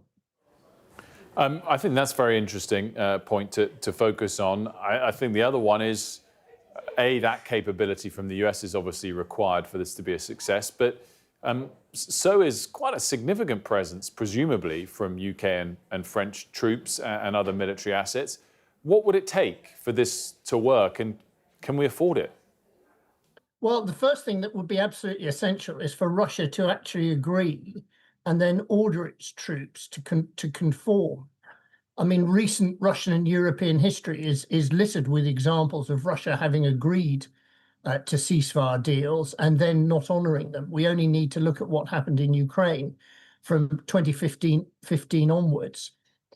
With regard to UK and European participation, well, it has to be credible. It has to be sufficiently militarily strong to pose a deterrence to any further Russian attacks on Ukraine. Now, we looked at that quite hard in the IISS, of which I'm a member, last year, and we concluded it would require at least a division of troops on the ground and a substantial air and maritime presence. Now, it's not clear to me that either Europe or indeed the UK has troops at sufficient readiness to rapidly deploy at a fully combat-capable state of readiness. Indeed, the House of Commons Defence Committee, in their 2024 report, Ready for War, listed considerable weaknesses in British military readiness, and I'm afraid I've not seen in any statements from the Ministry of Defence any indications that those considerable weaknesses have been removed. So are you saying it's not a credible promise that the UK and France have made yesterday, or for it to be credible requires what, a huge amount of spending? Probably, yes. I mean, the Ministry of Defence did say it was spending extra money on bringing the forces to readiness. But, the thing is, there's got to be a deal that both Ukraine and Russia are going to stick to. And the coalition of the willing's force needs to be strong enough that it could immediately deter any Russian aggression. So that requires at least a division, more likely a corps worth of troops on the ground. And it requires a considerable number of aircraft in the sky above Ukraine. And it also requires a credible fleet of warships in the back sea.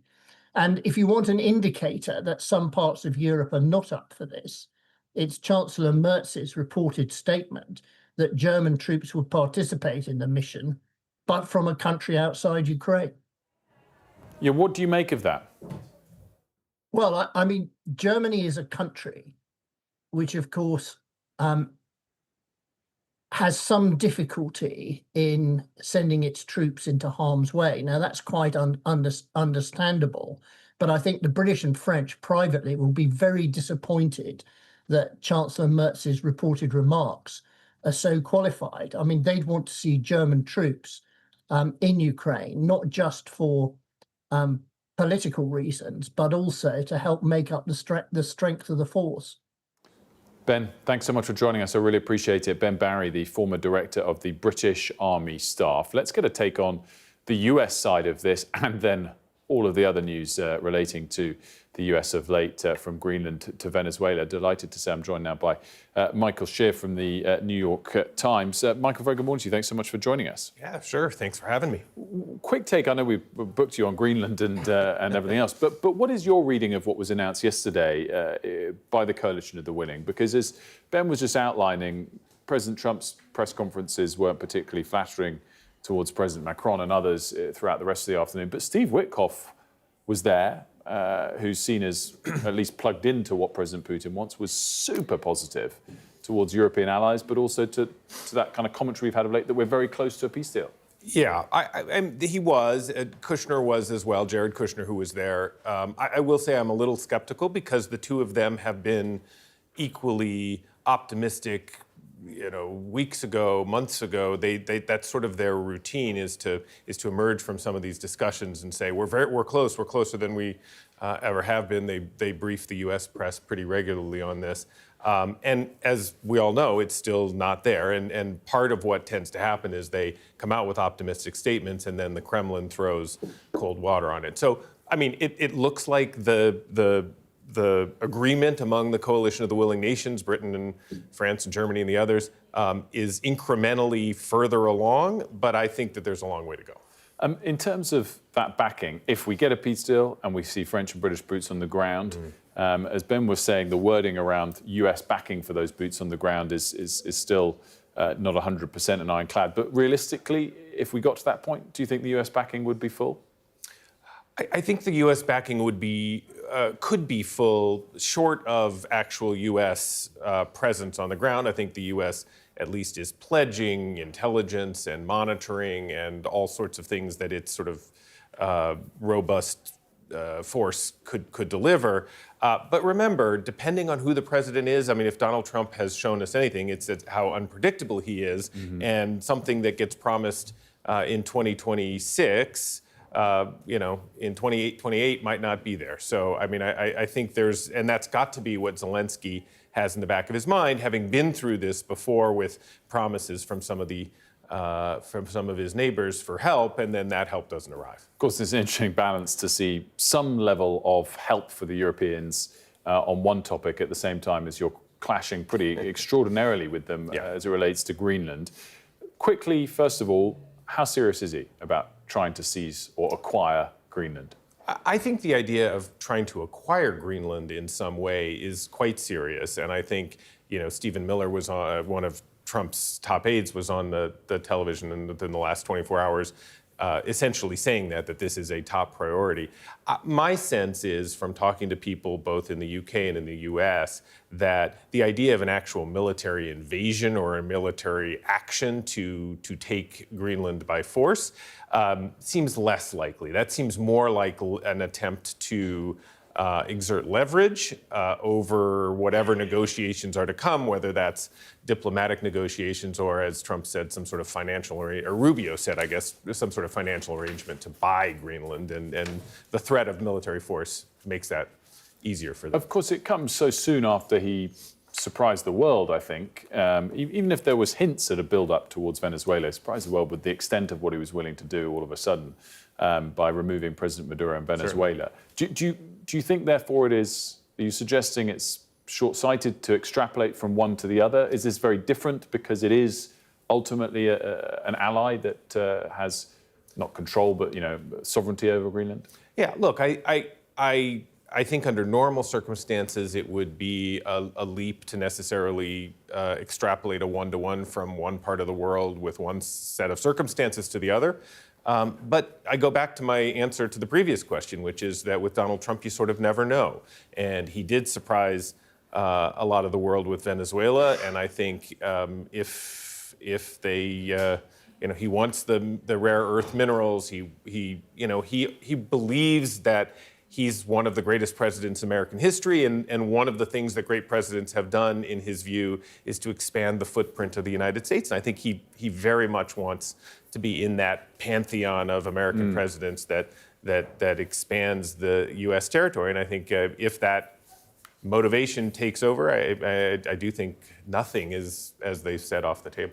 I wanted to get your take on this. In the last few days, since the weekend, 14 C-17 Globemaster military transport aircraft and 2 heavily armed AC-130J Ghost Rider gunships have come from the US and landed in British bases in Suffolk and Gloucestershire. What's your reading of what that's for, or potentially ahead of? So I did a little bit of reporting on this yesterday when some of these initial reports came out. It's hard because when you talk to people who actually know, they're typically unlikely to tell you the answer, because those kinds of military movements are often very carefully guarded. One person I talked to in the UK government said to me, be careful before you speculate, because there's lots of reasons that military equipment is moved around the world, and it doesn't necessarily mean, just because it happens in the context of this Greenland discussion, it doesn't necessarily mean that it's for that. There is, for example, this Venezuelan tanker that is off the coast of Iceland, somewhere in that part of the world, that the U.S. seems to be intent on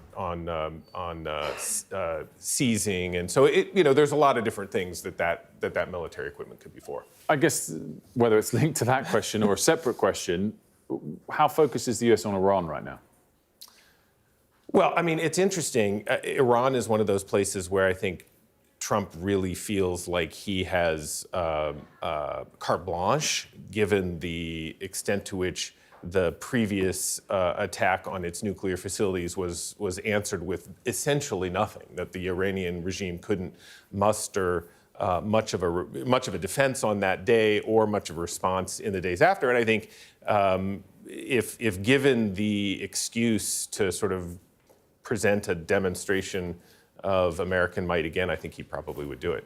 Michael, great to have you as always. Thanks so much for coming in. Sure. Michael Schiff from the New York Times. Now, Sky News has been taking a close look at the state of maternity care in our health system. Last time we looked at the issue, hundreds of women got in touch to share their stories. Our health correspondent, Laura Bundock, has spoken to Louise Prashad, the mother of stillborn twins, who says she was failed by her local hospital. A warning, this report contains distressing content. But remember, we will always be your loving parents until we meet again. You may have been stillborn, but to me you were stillborn, and I will always be your mum. This is the letter Louise Prashad wrote to her twin babies. They were born sleeping and taken to a room with my family so they could say hello and goodbye. And I didn't have the chance to do that.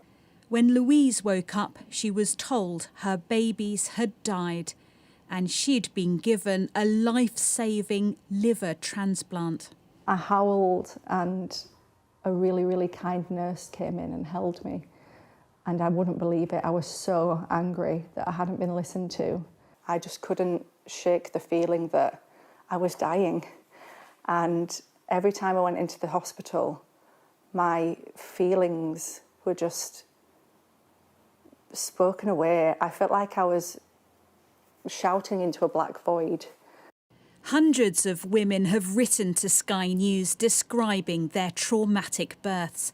We analysed 102 of their stories and found 93 people mentioned feeling ignored, either due to workforce shortages or concerns not being taken seriously. It's a common issue. In a survey by the CQC, 1 in 5 women said concerns they raised in labour were not taken seriously. 69% of the emails and texts we received discuss physical harm to the mother, including long-term effects. And even more, 71% talk about long-term psychological harm like trauma and PTSD. These were given to me with their date of birth and the time they were born. Louise suffered from depression after the death of her babies. A spokesperson for York and Scarborough Teaching Hospital's NHS Foundation Trust said our heartfelt apologies go to Mrs Prashad for the failings in the care provided during her pregnancy, which resulted in the stillbirth of her twins in 2016. Louise and her husband have had 2 more children, but the loss of their twins is something they'll carry for the rest of their lives. The lack of care and the way I was spoken about is just something no expectant mother should have to go through. The individuals aren't to blame. It's the system that's broken. Laura Bundock, Sky News. Well, coming up in, 10-15 minutes' time at the top of the hour, 9 a.m, a special, a Sky News special from Sophie and Laura and the team, diving into that all-important issue. Make sure you stay tuned for that at 9 a.m. We're going to have a quick look at the weather now. You're looking happy. Well, the forecast looks good. So you've sorted the travel insurance then? All Clear Travel Insurance sponsors Sky News weather. Well, it will stay wintry this week with the French-named storm Goretti bringing multiple hazards to the south later tomorrow and Friday. Well, various snow, ice and wind warnings have been issued for the UK, lasting through to Friday, with further updates likely. It's cold out there now, with icy stretches bringing some disruption. The UK looks mainly fine this morning, but northern Scotland will see plenty of wintry showers again. Wales and the West Midlands will see a few too, but they should fade by lunchtime. All Clear Travel Insurance proudly sponsors Sky News weather. So to come, as the government launches its new driving safety plan, we're asking how much can you safely drink before getting behind the wheel? We'll speak to DrinkAware. That's next. The Data and Forensics team is a multi-skilled unit dedicated to providing transparency in journalism. We followed a social media trail that led us to Bristol, where a confrontation between protesters erupted into a full-scale riot. Here it really is pitched battle skirmishes, hurling missiles, throwing punches. We gather, analyse and visualise data to tell data-driven stories. Sky News has been given exclusive data. Sky News has seen 72,000 posts used in this way. Elon Musk says it is, quote, a viper's nest of radical left Marxists who hate America. I think we would generally be called far right, sure. It's called Return to the Land, and they invited me in. Its founder says he is building a fortress for the white race. I kind of want to ask you, after seeing this, do you think what we're doing is immoral? I'm Tom Cheshire, Sky's data and forensics correspondent. What's the best thing about being a Sky News presenter? Perfect. Let's bring you some breaking news. Being a Sky News presenter. I began by asking, Thank you so much. trusting us to tell her story. The battle for number 10. Sky News has been given exclusive access. Let me give you a sneak peek. It was the day those present would never forget. Why did you decide to open up and tell your story? Those vivid colours of summer have faded now, but the trauma for everyone who witnessed what happened here hasn't gone away. Devastation.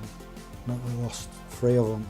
Ruda Cabana's guilty pleas mean they won't have to relive what they saw in court, but everyone here tells you they'll carry it for the rest of their lives. You see people running red lights time after time after time. This is an offence that sometimes has the most awful of consequences.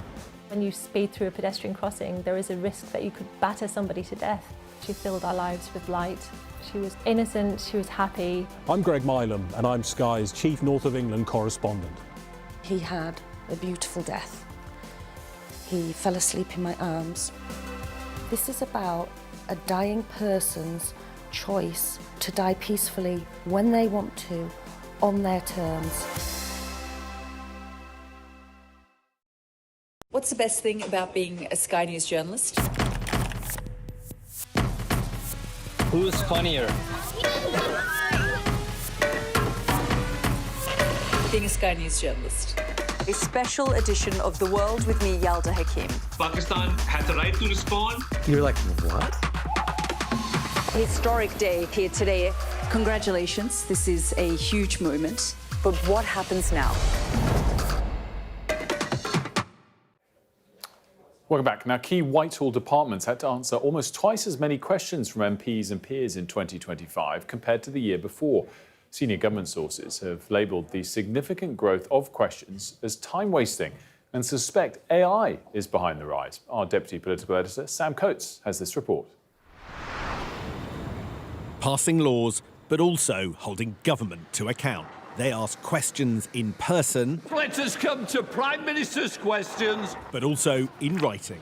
And they come in their thousands. Now, new research by Sky News has revealed questions about the questioners. We've uncovered a massive increase in written questions in a single year. Now government figures are asking, are they suddenly being written in bulk by AI?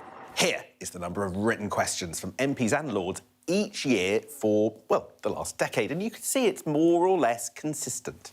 But now we're going to add on 2025. That's all the way up here. Look at the big jump, almost double what it was in 2024. And this matters because each one of these questions, and you can see them scrolling here, costs up to £850 to answer. The health department, the housing department's now answering twice as many questions in 2025 than they had done just the year before. And government figures are blaming AI for some of the growth of these figures. No individual MP has done anything wrong, but the increase is stark for some of them. Look at this guy. James McMurdoch, he's an independent MP, and his use of parliamentary questions went up from 224 in the second half of 2024 to 748 in the second half of 2025. This year, on January the 2nd alone, 342 questions were published from McMurdoch on Palestine funding, on road deterioration, and the UK-Italy Young Leaders Programme. Or there's Lib Dem Al Pinkerton. Now, his usage is up 20-fold, 36 parliamentary questions in the second half of 2024 to 721 in the second half of 2025. Or this man, the up-and-coming Tory MP Ben Abasi-Jekti. His usage increased from 150 to 1,683, more than tenfold. We asked him why his use of parliamentary questions jumped. My message to those in government who are complaining about the volume of questions is answer them properly, ensure that we can hold the government to account, and maybe the number of questions that you have to suffer responding to will reduce. You asked over 3,000 questions in 2025. Are you sure every single one was valid? One of them, for instance, was about the impact of weight loss drugs on grocery sales. What's the public interest in that? Well, all of the questions are certainly valid. If they weren't valid, they wouldn't be allowed to be tabled in the first instance. I know that I personally don't use AI to write questions. I have a running list on my phone, and as questions come up during the day, I will make a note of something that I want to ask the government to get some more clarity on it. No MP admitted to Sky to using AI to write questions, but government sources say some are so random they just don't believe this. All those claims AI will save government money seem to be on thin ice. Sam Coates, Sky News. Now, the biggest changes to road safety laws in more than a decade are being unveiled by the government today, with the aim to reduce deaths and injuries on our roads by 65% by the mid-2030s. The plan includes potentially lowering the drink driving limit and testing the vision of drivers aged over 70 every 3 years. This is a consultation at this stage. Karen Tyrrell, the Chief Executive of Drink Aware, joins me now. Thanks so much for joining me on this, Karen. What do you make of these proposed changes to the amount of alcohol that people can drink, and just outline what those proposals are for our viewers?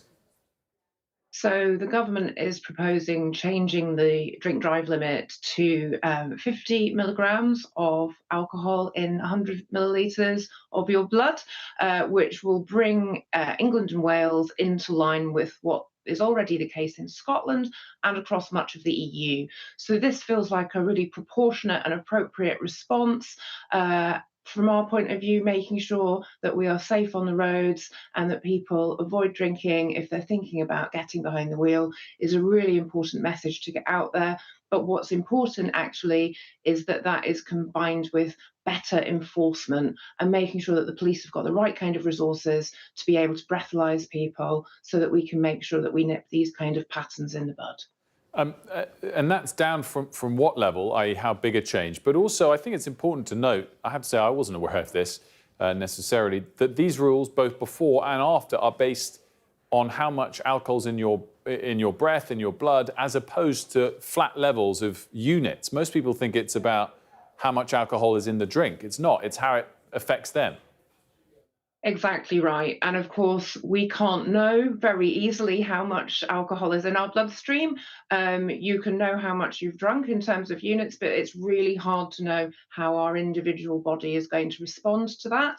And so that's one of the reasons why the simplest advice is to not drink and drive at all. And if you're thinking of getting behind the wheel, make sure you haven't been drinking. There are lots of great opportunities now in terms of zero and low alcohol products. There's huge ranges out there, much more than there ever has been before. So you can still go out and socialise, spend time in pubs and in hospitality settings. But if you're the designated driver, stick to the low and no, try out something new, and hopefully you'll have a lovely evening and everyone will get home safely at the end. On the flip side, to what extent were these changes needed? How much is alcohol involved in road accidents? So over the course of the last 10 years or so, the total number of drink drive offences has been gradually going in the right direction. But sadly, the proportion of fatal collisions has actually gone up a little bit. And so it is really important that government continues to focus on this. But it's also important that they look at these wider range of measures that they're also looking at in terms of road safety. And obviously, we would want to make sure that drug driving is given due attention as well. Karen, thank you so much for joining us. Very much appreciated. Karen Till there from Drink Aware. That does it for this hour of Mornings. Up next, it's Sophie's special on maternity care. Don't go anywhere. That's coming up just the other side of this short break.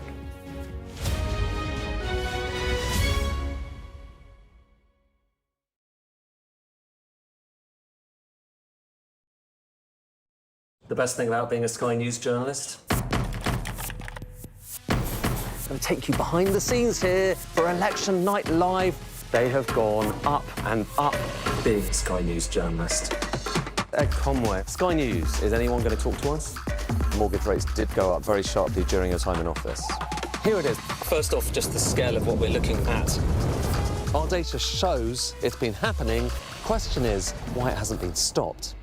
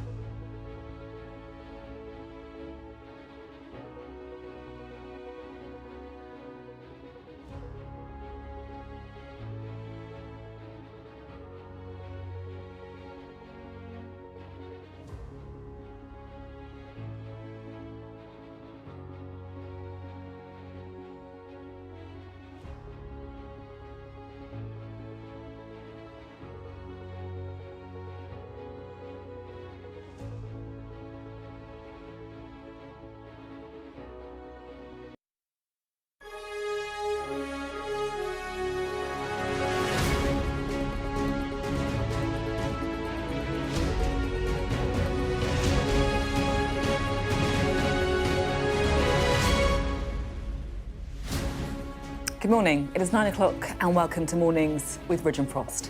We're doing something different this morning. For the next hour, we're taking a close look at the state of maternity services in this country. We're hearing from women about their experiences and from you. Let's get started.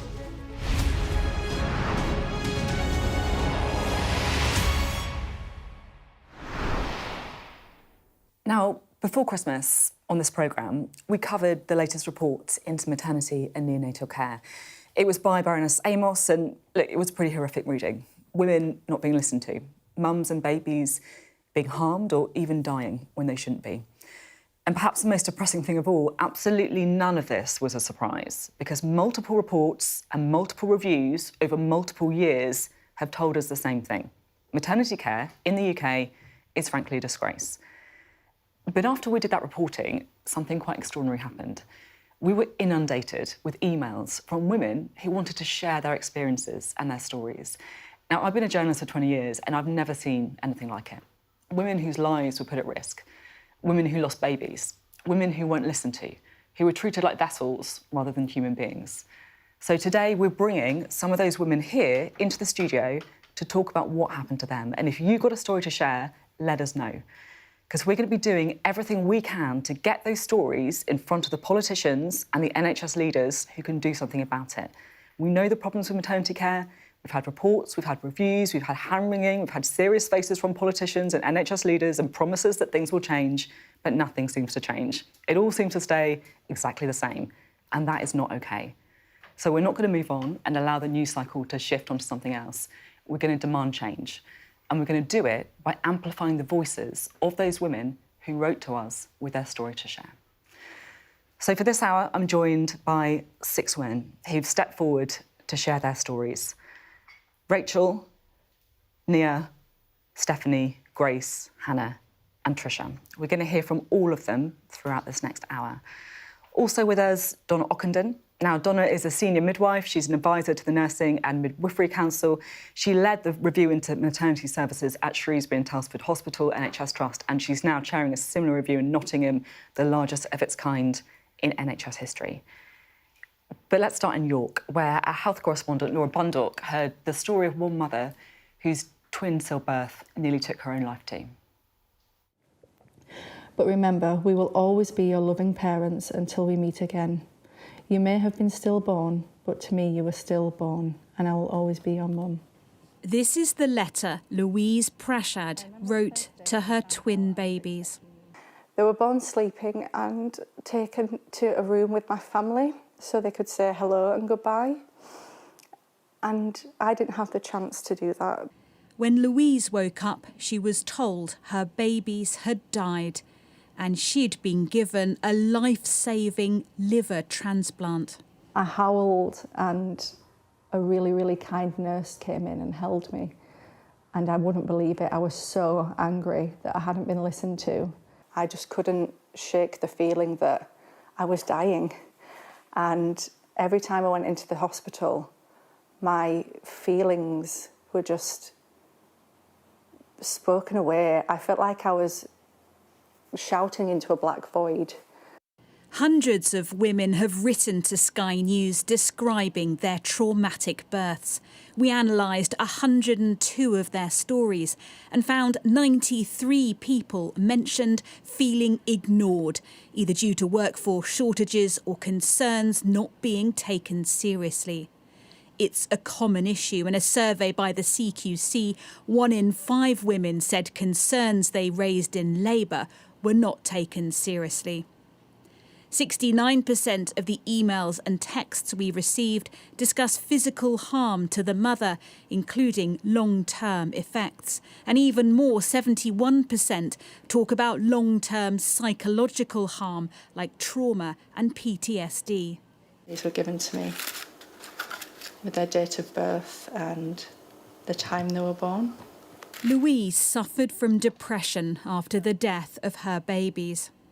A spokesperson for York and Scarborough Teaching Hospital's NHS Foundation Trust said our heartfelt apologies go to Mrs Prashad for the failings in the care provided during her pregnancy, which resulted in the stillbirth of her twins in 2016. Louise and her husband have had 2 more children, but the loss of their twins is something they'll carry for the rest of their lives. The lack of care and the way I was spoken about is just something no expectant mother should have to go through. The individuals aren't to blame, it's the system that's broken. Look, it's such a hard watch, isn't it? And I really just want to say to the 6 of you, thank you so much for being here. And I know how difficult it is to, relive what you all went through, and we really appreciate it. We really do. Laura, you've obviously been covering this story for a long time, and you've heard a lot of stories as well. Yes, I have. And I think what Louise's story does is hold a mirror up to a system we know is not right at the moment.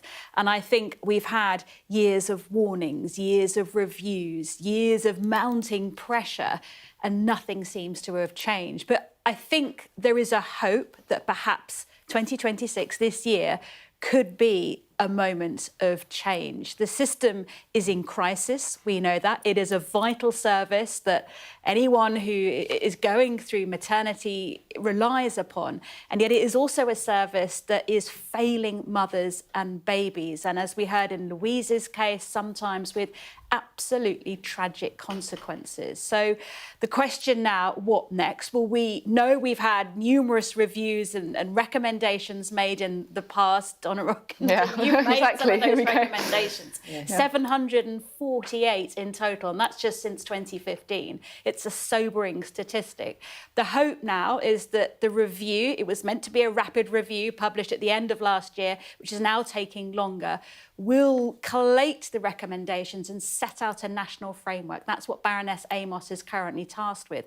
But there is a huge amount of scepticism. A lot of parents, particularly bereaved families, feeling they're still not quite being listened to, that we've heard it all before, lessons haven't been learnt in the past. I think everyone would agree that change is absolutely overdue. We want this to happen, but the question is whether or not progress can be made. Promises are one thing, but the progress and actual meaningful change is what people want to see and need to see. Yeah, and we'll be talking about this more with Donna as well. I also just want to say, I'm also aware that people watching this might be pregnant, and I do feel, I think we all do, feel that burden of not wanting to frighten people, but at the same time, it's such an important story to cover and get right that it does feel really important to amplify the voices, because we're doing this because of the huge number of stories we've had from you at home as well. So keep them coming in. Scan the QR code. You can share your story. You can also email mornings@sky.uk. We're going to keep an eye on that inbox and try and bring some of the stories at the end of the hour as well. But look, we're here to hear from the 6 of you, right? And I guess it's right to start a bit in pregnancy, because pregnancy can be an incredible time. It can be a scary time as well, particularly if you find out if there's problems with your baby as well. Grace, do you want to talk a little bit about your own experience? Yeah. I was having a really good pregnancy until 34 weeks. When I was 34 weeks, I went for a growth scan. And in that growth scan, an abnormality in the baby's bowel was identified. And an urgent referral was made. And unfortunately, that urgent referral didn't actually happen. I was told I was going to have phone calls the next day and the following day, and I heard nothing. And I was actually in with my consultant on the 3rd day. And I insisted that we spoke about the baby's bowel and what this would mean. And it was completely undermined. I was told that the baby's bowel was fine. And it was all to do with certain thresholds. So my baby's bowel measured at 11.9 millimetres, and the threshold for a prominent bowel loop, which is what she was identified as having, was 10 millimetres. But in Birmingham, apparently the higher end of the threshold is 19 millimetres. So it was just totally disregarded. In other hospitals, it wouldn't have even flagged, so it's absolutely fine. But I was monitored anyway, so I had other scans where I was meant to have reviews with the consultants afterwards, and the consultant didn't turn up, never had the review. I was sent for another scan, and by this point, I was 37 weeks pregnant. Still had no answers as to whether there was an issue or not. And I had that scan, and the sonographer didn't actually know why she was scanning me. I stood up and I asked her, is my baby's bowel okay? And she said, why wouldn't it be? So it was just a real breakdown in communication the whole way through. And then when I actually had my baby, Delilah, they told me that if she pooed, everything would be okay. And she pooed. But they were looking for the wrong things. She had a condition called malrotation, and she had a volvulus with that, which basically what this means is that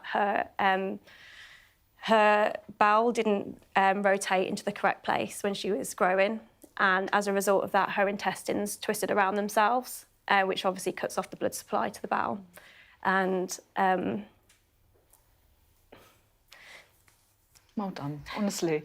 But what you're saying here is so indicative of what so many women have, signs that were missed, not being listened to as the mother, not being taken seriously, and it has an impact on everything. I mean, the worst bit for me was when I had her that first night in hospital. My husband wasn't allowed to stay, so I'd had her by a planned cesarean section. He had to leave at 8 o'clock, and I felt totally alone. I wasn't being listened to. She was screaming, and I called for the midwives to come in, and they basically told me that she was hungry. It was a hungry cry. So I was breastfeeding her when they said to me that clearly my milk hadn't come in. They took her off me, and they fed her formula off the ward. And they gave her back to me, and she continued to cry, and she started to be sick, and all the sicks were yellow. And in my head, I was thinking, surely this isn't right. I was messaging my sister all night saying, I really don't think there's something is wrong. And then I was discharged the next day, and even in the car on the way home, she was sick again. Anyone that held her had to wear muslins on them because she was throwing up so much. And it wasn't just little possets, it was big projectile vomits. And that was for 4 days. 4 days, and I had additional midwife visits because I begged them in the as they were leaving my house to come out again because I was sure there was something wrong. She'd lost 10% of her birth weight, and they still told me that she looked like a healthy baby. And what happened? Was she okay? Did she? She ended up having. She basically became unresponsive, so she lay on my kitchen island, and I rang 111, and I couldn't wake her up. The only thing she kept doing was being sick. So we rushed her to the hospital, where at midnight she was transferred via an ambulance to the Children's Hospital. They were incredible. And she went in for surgery at 4 a.m. in the morning. And the condition is a time-critical surgical emergency. And a delay of 4 days, what it shows is it was systemic failures, because it wasn't bad luck or it wasn't unfortunate. It was a number of people kind of all carrying on with the same narrative of the fact that it was mucus. That's why she was being sick. You've had a C-section, it's mucus. And this, thank you so much. And we can all sort of tell, the impact it's had on you as a mum and a family, and you've got your family here as well. And it echoes, I think, what so many people feel, that, they're just not listened to, you're not taken seriously.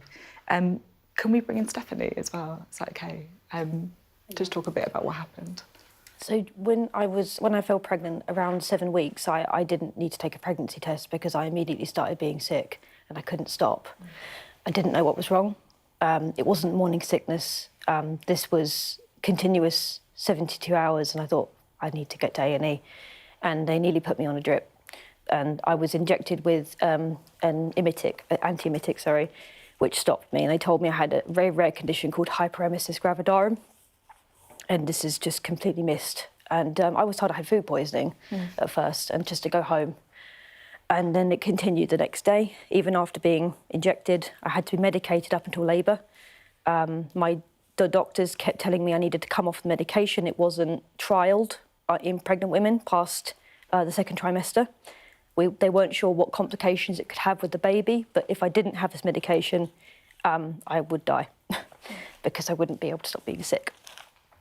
Around 28 weeks, I was subject to a gestational diabetes test, which came back inconclusive, and I fainted during the blood test, which I was scolded for fainting by the nurse. You were scolded for fainting? I was scolded for fainting, yep. I was on a fasting blood test, and my blood test was at midday, so as a pregnant lady, you know how you know, it's important to eat. I was told, OK, it's inconclusive, come back in 2 weeks' time. I had to go for another one, and I was told again it was inconclusive, so just measure blood glucose. And I did that indefinitely until I gave birth. And during it, I was, so we'll get to induction. So my baby measured very, very large, presumably because I had gestational diabetes. It was unknown at this point. And presumably I was high risk. I asked my midwife, my community midwife, am I high risk? Will I be able to have a water birth? And she said, I don't know if you're high risk or not. It's a similar story. It's just the echoes, doesn't it? Yeah. It's unknown, no continuity of care. I said, I haven't written a birth plan, and my community midwife said, would you like to? So I scribbled one down in the end on a napkin, but we'll get to that. I got to I had an emergency scan because my son was measuring to be 11 pounds by 39 weeks. They said, you're going to have an induction. It wasn't a question, it was, you're going to have an induction. And I said, well, I'd like to actually have an elective caesarean. I already have PTSD from previous experiences. I am potentially neurodivergent. I was on the pathway for an autism assessment. I said, I don't think I'm going to be able to cope with an induction. Sorry. It's OK. Take your time, honestly. They forced me to have an induction, which was 4 days of forced labour. We'll come back. We'll come back. Let's talk to Donna. Thank you so much, guys. Thank you. Honestly, Donna, I don't know if you want to come in and respond to some of what we've been hearing. I think what I've heard so far is systemic failures to listen, failures to respect the mother's decision, because, you know, you've just described about, you know, as you said, being forced to have an induction of labour when you had clearly made the decision you wanted a caesarean section, and that should have happened. And I think what we can also see with the two mothers we've spoken to so far is what I see in my work every day, the long-term effects of inadequate maternity care. And I'm almost certain we're going to hear more of that as the programme continues. And that, this is it. And Donna, I just want to sort of say, if you're not familiar with Donna, Donna has basically spent her career listening to women, right? You know, I think when we were chatting in the green room, she was described as the queen of this stuff, right? Which I think is... But it's because, you know, people don't feel that there are that many people like Donna who are going out and banging down doors and saying it's not OK. It's not OK. Is there anything else you want to just quickly add? Of course. So I ended up having the induction, and I laboured for 36 hours. When it came to the end, I was pushing, I was bearing down, and I said to the midwife, I can't do this anymore. I've run out of energy, I haven't eaten anything. She left the room when I was pushing and left me with my husband and my stepsister, who'd had 3 kids, but, you know, she's not a qualified midwife, and I was pushing basically alone without medical guidance for nearly an hour without midwife in the room. When she returned, she told me to stop being silly. I hadn't been pushing. Then I had an emergency caesarean before being told I'm having forceps delivery. And I said, it's against my birth plan. And I was not with it at this point. I had a caesarean and my son was born OK. Thank you. Thank you so much, honestly. Like, look, we know what a big deal it is talking about this, and we really, really appreciate you coming forward, and hopefully we can get some change because of it as well. We'll be hearing more from our remarkable guests about their experiences on the programme in just a few moments.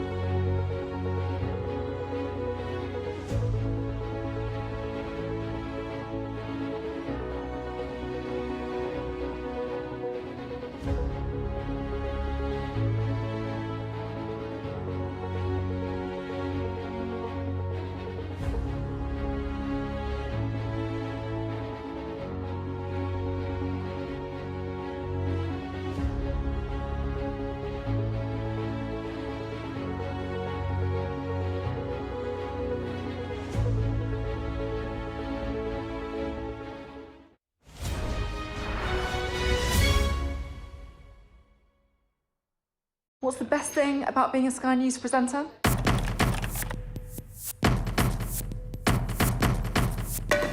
We've done the work and the reading, so you don't have to. Being a Sky News presenter.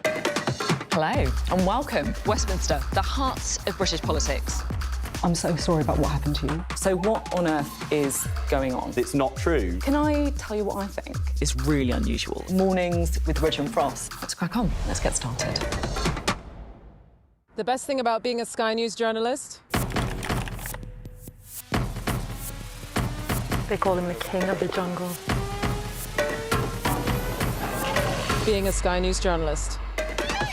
Yusra Al-Baghir has this report. And this is what's left of it. As a woman of colour, how did the Harris campaign speak to you?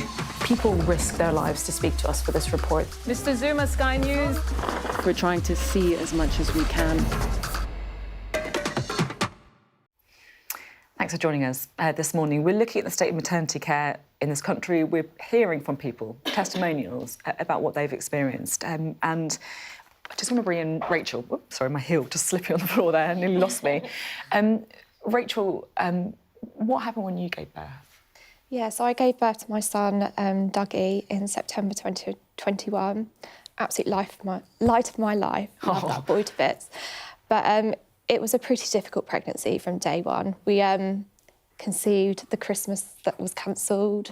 So my 12-week scan, my husband wasn't allowed in. I had to face all of that early journey by myself. I was also a high-risk pregnancy because I have asthma.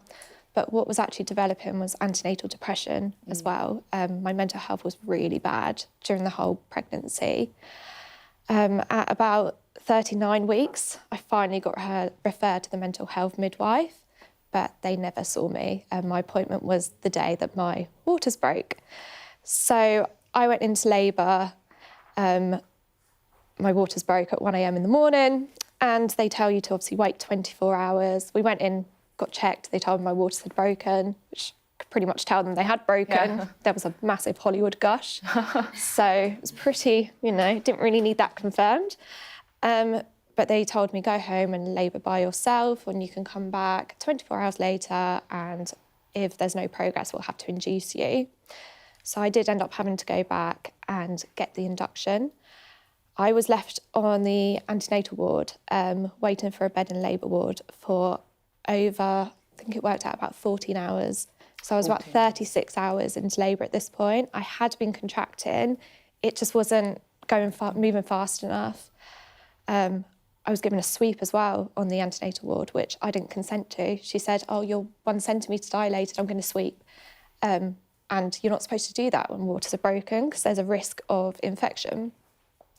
I was moved to labour eventually, and on the drip, contractions started. It was painful. I could, my epidural failed at one point and I could feel it all in my leg and in my back. So they had to come and fix that. And then I finally pushed my son out after 2 hours of pushing. The thing that spurred me on at the end was hearing the doctor say, we're going to have to give her a C-section or she needs an episiotomy. And at that point I was like, I've not done this for 54 hours to have you cut me open. So I pushed him out. He was healthy, handed to me. And then about 10 minutes later, I hemorrhaged and I lost about 4 litres of blood in that period. So they were pulling clots and blood out of me, having to weigh it because they didn't actually know how much blood I was losing. And I was rushed to theatre. My husband, I actually think this is really important, my husband was left alone in the room with my blood for over an hour by himself, seeing my blood everywhere, not knowing what was going on. And I woke up in the high dependency unit, but I remember going into theatre, the last thing I thought, I had this sense of calm, thinking, well, I'm about to die, but my son's here and he's healthy. So I obviously woke up in high dependency. And I think for a while I kind of pretended it was all okay. So I don't think I was aware of the trauma and that I'd actually gone through. And I later got diagnosed with PTSD, depression and anxiety. I only really got the diagnosis because I turned to my husband one day and said, I don't want to be alive anymore. And sorry, that's the bit that really gets to me. And it is, it was that moment where I realised, this has changed me. And I always say, the NHS saved my life that day, but they took a whole life from me. I've had miscarriages since and had gone into PTSD spirals. So I'm a different woman now, just because they took so much from me that day. Thank you so much for talking, honestly. Thank you so much for talking about it. I can't really get over how powerful it is, to be honest, hearing voices like yours, live TV, sharing your story, because you are saying this is not okay. It's actually not okay. Nia, do you want to talk a little bit about your own experience? Yeah, so I had my son Arjun during peak lockdown, and my labour was induced. For the first 24 hours of that, I was completely alone because of the COVID visiting restrictions, so my husband wasn't allowed in. Initially, when I was put on the antenatal ward, I was told, you're going to wait here for 6 hours and then go down to the labour ward. That 6 hours turned into 24 hours because there was just no beds and not enough midwives. And obviously, I kept being told, you're the highest priority to be taken down because there's a risk of infection and so on, but there was just nothing that they could do. I was then moved to the labour ward and I had 10 hours on the hormone drip. But after all that time, I was still only 3 to 4 centimetres dilated, despite having more than 5 contractions every 10 minutes. And then my son's heart rate started dropping. So I was taken for an emergency C-section. And then after that, my husband was allowed to be with me for like an hour at most. And I was told that there was, again, a strict no visitors policy up on the postnatal ward. So he wouldn't be allowed to accompany me. So I was taken up there and just assumed that there would be people on hand to help because obviously I just had major abdominal surgery and I was numb from the waist down, had a catheter in, I had a cannula, I was attached to a drip, and I was kind of just left in a bay. And my son was just screaming in his cot, but I physically couldn't move to get to him. So I pressed the buzzer to ask for help with comforting him. And this lady just came in, looked at me, asked me how old I was, told me I had to figure it out on my own, and she just left me there and she walked away. Oh, that's actually staggering. I kept saying, I'm not well enough to be alone with my baby. By this point, I hadn't slept. I'd maybe slept maximum an hour in the last 48 hours. And I was so dizzy, I just couldn't cope, but no one was listening. My son then, I felt like he wasn't feeding from me properly, so I flagged it. And a midwife came over and said, oh, we can top him up with formula. I mean, I was not even really in a fit state to be looking after him, let alone myself. So I agreed. And she bought like those 60ml pre-made bottles and she fed him for me. And then she said, oh, he seems more hungry, so I'm going to get another one. I didn't think anything of it until he looked like he was choking and gagging and he was just constantly spitting up milk in his cot. I couldn't physically get up to go to him because of the amount of pain I was in from the C-section. And so I remember carrying him down to like the office at the end of the corridor, literally almost at right angles to the floor because I just could not even really walk. And I was like, there's something wrong with him. And I was just told, no, it's just mucus because you've had a C-section, even though he was bringing up so much milk. I later found out that a newborn who's like less than 24 hours old only needs about 10 mils of milk per feed. So he was massively overfed, about 10 times the amount than he needed. It's just honestly, like just hearing the stories from you and what you've been through. And it's actually, you ended up having a career change, I think, didn't you, to try and be more involved, to try and make change yourself, right? Yeah, I've just recently trained to be a postnatal doula. So, yeah, that's something I'm really looking forward to doing. But, yeah, it was horrendous. Just all night, I was completely on my own because the other mums left. I was just in this dark room alone with a screaming baby. And I got diagnosed with PTSD when he was 5 months old. Thank you for sharing your story. Yeah. It's I have to say, we know this is happening because you see the statistics and you hear the stories, but just listening from you guys and being in the room with you guys is such a privilege and it is such a powerful thing. Donna, we started the programme talking about the new review recommendations, 748 of them, but it does feel like what needs to happen is actually quite clear. I think it's absolutely clear. So, as you know, Sophie, I every single day of the week, I speak to women and fathers, I will say, families on the ground across the country, and then midwives, obstetricians, neonatologists and so on. Nobody can really explain what are these 748, and what everyone says, whether they are a mother, a father, an obstetrician, neonatologist or midwife, they're saying the same issues are being brought up time and time again and have been since 2010. It is about workforce, it is insufficient funding, training and education, and the culture that then needs to be fixed across what I would call perinatal care, maternity and neonatal care. And then, you know, a neonatologist I spoke to yesterday said, and please can you raise the fact that we're trying to give the best care we can in maternity units, neonatal units that are crumbling across the country. So I don't know what these 748 are. I don't think anyone knows yet, but I do know the priorities through listening to the workforce on the ground and mothers across the country. Are you optimistic that the government is going to do something about it? They've got to. They've got to. I mean, are they doing enough? The rate of progress is far, far, far too slow. We know what we need to get on with, and I think that, you know, the mothers that we've heard from today, they're very clear, as were the mothers and fathers I spoke to yesterday, the day before and the day before that, and the staff on the ground. Yeah, it's so we need clear. to get on with it. It's so clear, and I think that probably something that everyone in the room would agree with as well. Thanks for joining us. We've been talking a lot about birth, about pregnancy care. I just want to talk for a minute about baby loss, because I actually think that in this country we are really, really bad at dealing with this. You know, that there are too many cases of women who've lost babies being placed on wards with newborns, which might seem like a little thing, but if you just imagine, you know, losing a baby, the worst moment of your entire life, all those hopes and dreams, carrying the baby inside you, feeling it grow, and then losing the baby, the reality that you have lost the most precious thing to you. You've lost your child. And then what happens? You're put on a ward full of other mothers just like you, but these mums have little babies in their arms. You know, it's not just negligent, it's cruel. And I think that attitude is systematic throughout the NHS. You know, having a miscarriage, go to the maternity unit, just had a scan where you hope to see your baby kicking, but you find out it doesn't have a heartbeat. Well, go and sit down with the other pregnant mums.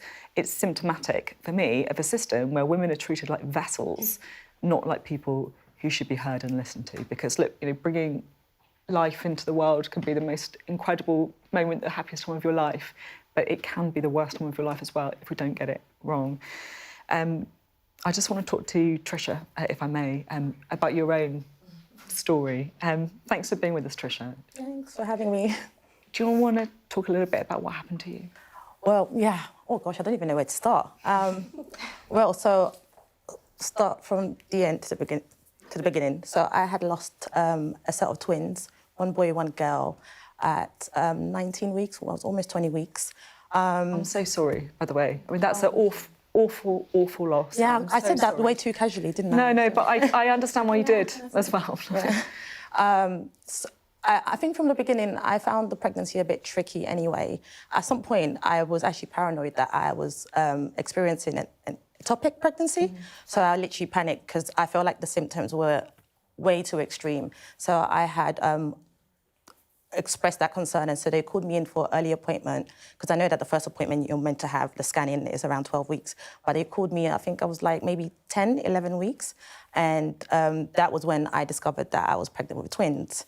And at that time, obviously, it was a positive thing. But looking back, I think what was missed then was an opportunity to inform me of the risks. I didn't know that twins pregnancy is even considered high risk until after everything had happened. So from then, I think, because I thought, OK, it's just that it's twins pregnancy, and then they sort of explained that the symptoms can be doubled because you're carrying more than one child. And so when I was experiencing more difficulties later on, I just kept that in mind that, well, you know, they did say symptoms are doubled, so I don't want to be making a big deal out of this. I do remember there was a particular week where I felt like my bump was heavy, but again... It's hard to know, though, isn't it? Yeah, not having been pregnant before. How do you know? I just thought, oh, OK, I don't want to be over the top. I'm not the first woman to carry pregnancy. And I think also, I think being black and being from an African background, we do have a sense of, like, you know, you're not supposed to, like, show that you're struggling with things that's meant to be that's meant to come naturally to women. So there's a sense of shame of like, oh, you're not the first woman to carry twins and you're not the last, you know, and so you're kind of shamed into like being quiet, you know, being the strong black woman. And so you want to live up to that expectation. But I do remember one point I was really, really tired. I used to work in a school and I remember expressing to them that I just needed a day off. I felt extremely tired and luckily they were understanding. But then the next day, when I woke up, I sort of saw some spotting on my bed. And so I called the NHS and I remember the lady on the phone saying, yeah, I think you should try and go to the hospital. After a couple of assessments on the phone, she said, go to the hospital. It's best to get checked properly.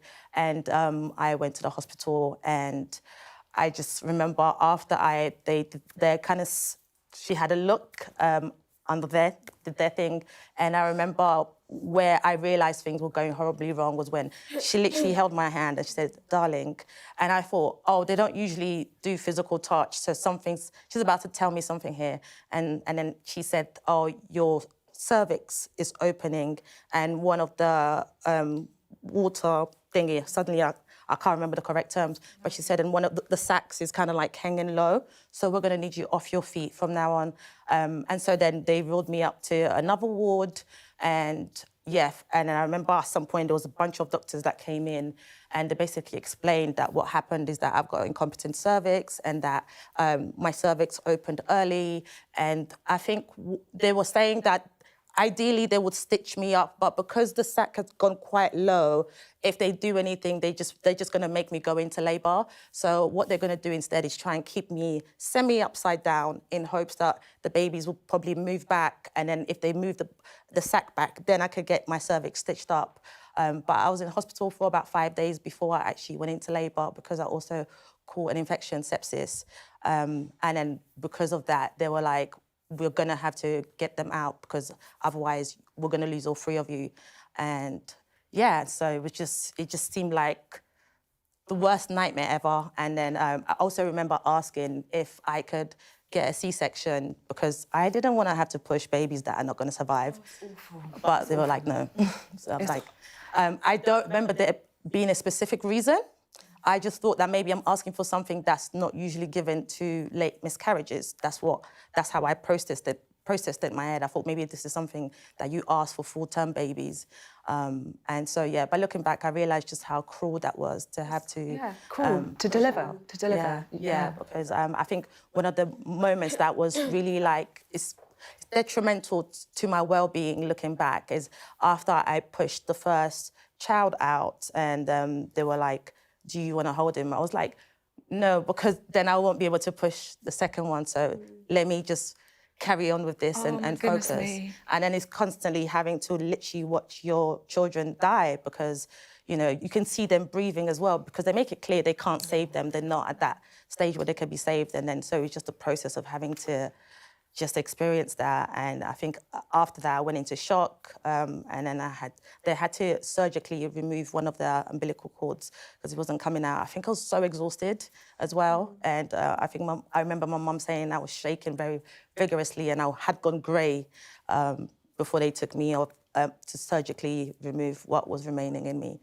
And yeah, and yeah, that was pretty much it. You know what? My heart breaks, honestly. It's so sad, and I admire you so much for the way you talk about it and the fact that you're doing it in front of people and sharing your experience. And I think a lot of people also will empathise with what you said about feeling like as a woman, it's something that should be natural to us. Yeah. We should be, you know, women have been giving birth for centuries, but that still doesn't mean it's okay. It really doesn't. And I think that's what hurts.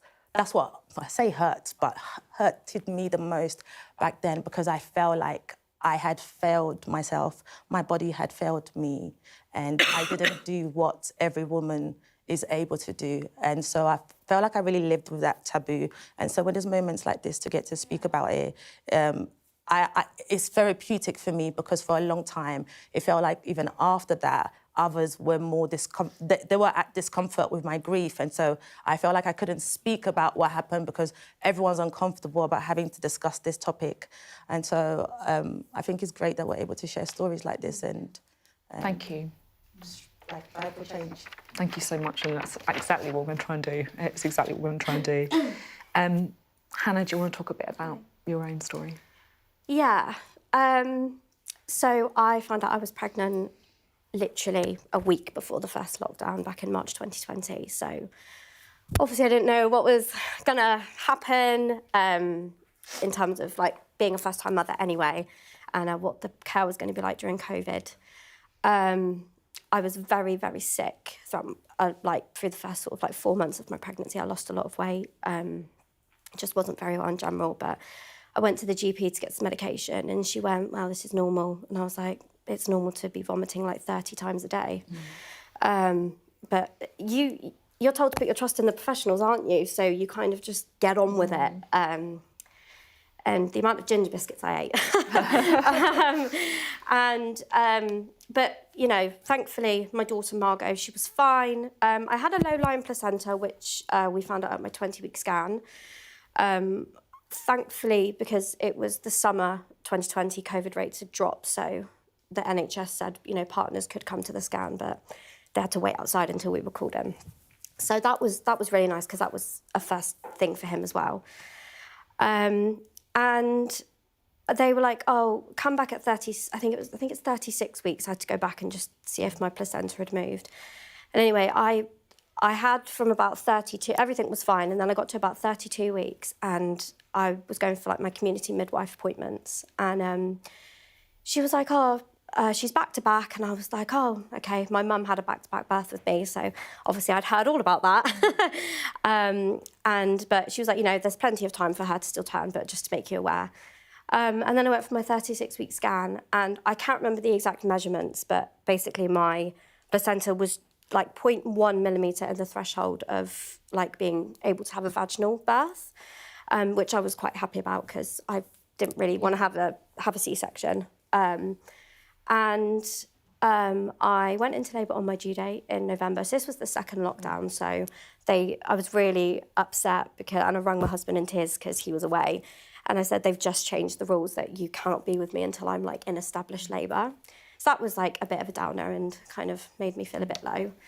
And then I went into labour on my due date and the pain in my back was absolutely horrendous. It was very slow labour, but it was very, very painful. And then I saw the midwife for my 40-week appointment and she was like, oh, why don't we give you a sweep just to speed things up? And I was like, okay, yeah, that's fine.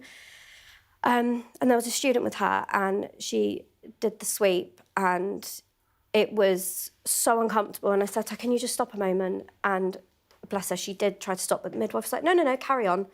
So it was kind of like it's such a dehumanising experience. That's kind of, I think we can all agree on, it's incredibly dehumanising. It's like my voice wasn't important and that did speed things up. I went into kind of quicker labour and I managed to get to 5 centimetres at home, but the pain in my back was like one of the worst pains I've ever experienced in my life. And I wouldn't wish that on my worst enemy. And because of COVID, I had to go into the hospital by myself. And because I think some entrances were shut because of COVID into hospital, there's a couple of side entrances in my local hospital.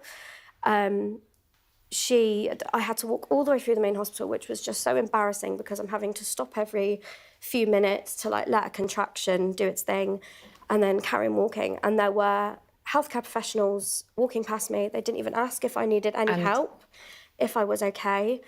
And then the dehumanising thing, like you say, it just feels like it's something that so many people are talking about in all these ways. I want to come back to all of you guys, but you know, the reason that we're doing the programme today is to hear your stories and also because, look, frankly, enough is enough. We want to try and make some change.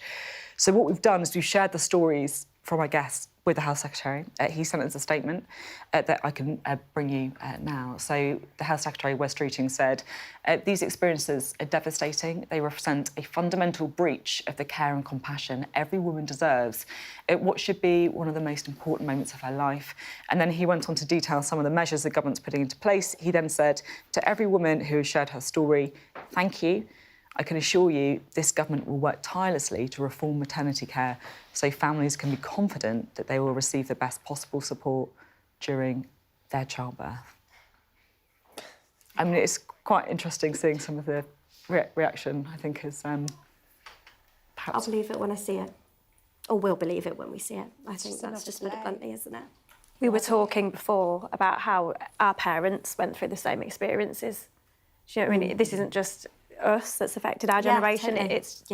It's been going on for years, these failings. And I think it's important to note the birth rate is failing. They're wanting us to have more children. Improve maternity care, and then maybe we will. But at the moment, we can't because it's unsafe. Yeah. And also, it's traumatising. I've been blessed enough to be able to have a rainbow child after losing my twins. But even that pregnancy was so traumatising because I had to get my cervix stitched during the pregnancy and also get it unstitched. And so these are the experiences I'm like, I don't want to have to keep experiencing stuff like that. And am I going to make it the next time? And so it's like there's less incentive to want to have children. Yeah. We did ask the Health Secretary onto this programme. I should make it clear as well. The person who has come on is Jeremy Hunt, who of course was Health Secretary for a very long time. And I know maternity is something that you dealt an awful lot with, obviously, when you were Health Secretary. And we've been hearing here from people who, some of these failings go back years. I mean, what would you say to people who are like, why has nothing changed until, well, at all? Well, I'm just trying to absorb the stories that I heard from Tricia and Hannah just before you invited me on. It's very difficult to say anything at all because, you know, I met someone called James Titcombe who lost his son Joshua at Morecambe Bay when I was Health Secretary in 2013. I commissioned the Morecambe Bay inquiry to try and get to the bottom of this. That reported in 2015. We made a huge number of changes. I then met families from Shrewsbury and Telford who had very similar stories to the stories that we've heard this morning. And as a result of that, I commissioned Donna Ockenden to do her report, and then I campaigned very hard for her to do the same thing for the Nottingham families. I mean, just stepping back, so clearly things have not improved in the way that I hoped, and I don't want to pretend any differently. But to try and shed some light on it, I think that some things have got better. The number of baby deaths has gone down by about 20%. That's about 2 fewer babies dying every day in the NHS. So that particular metric has started moving in the right direction. It's still too many babies dying every single day. Can I just interject? I'm really sorry. That's fantastic. However, I personally feel like I personally had a 4-litre hemorrhage, okay? And my baby was okay. However, I live the rest of my life with PTSD. I'm traumatised. And babies are, of course, important, but actually, mothers can't look after their babies if they're not looked after too. And like I said, wonderful that less babies are dying, of course, that's amazing news, but actually, okay, and yes, I would say the maternal death rate is down, but actually, have people looked into what countrywide, how many women are dealing with mental health injuries? I had my eldest 5 years ago, and I'm still dealing with that, and that's just my question to you.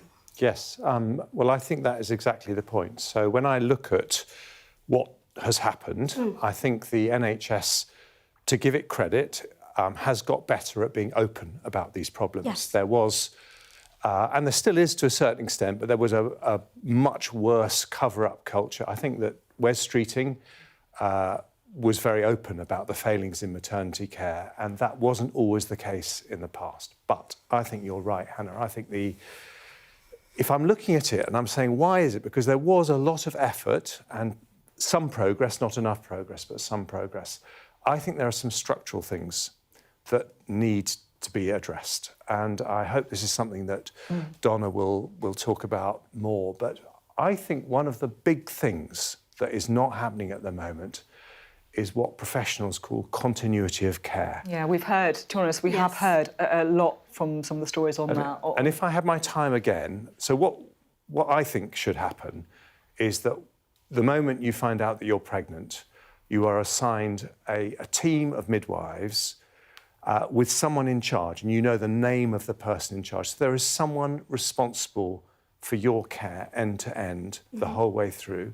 And if you need to have a C-section, that could get transferred to an obstetrician, but then the doctor is in charge, but there needs to be someone in charge all the way through. Now, when I was Health Secretary, the NHS is very reluctant to do that, partly because it's expensive. There isn't sufficient workforce, Jeremy. Yes, but... There is wholly insufficient workforce. So there's not enough midwives as well. Not enough midwives, obstetricians, there simply isn't. And I hear that every day. Underfunded. Yes. OK, so yes, but the number of midwives has actually gone up since then by it's gone up by 17%, in fact.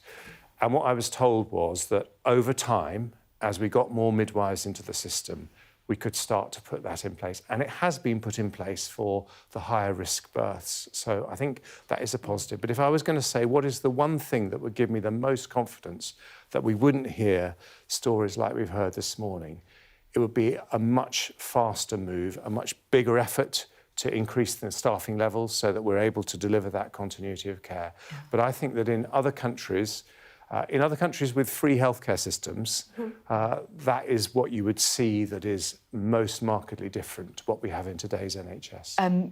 Thank you for coming on. It's been surprisingly difficult, I should probably say, to get politicians and also NHS leaders to come on the programme. So we really appreciate you coming on and hearing the voices, what some people are saying as well.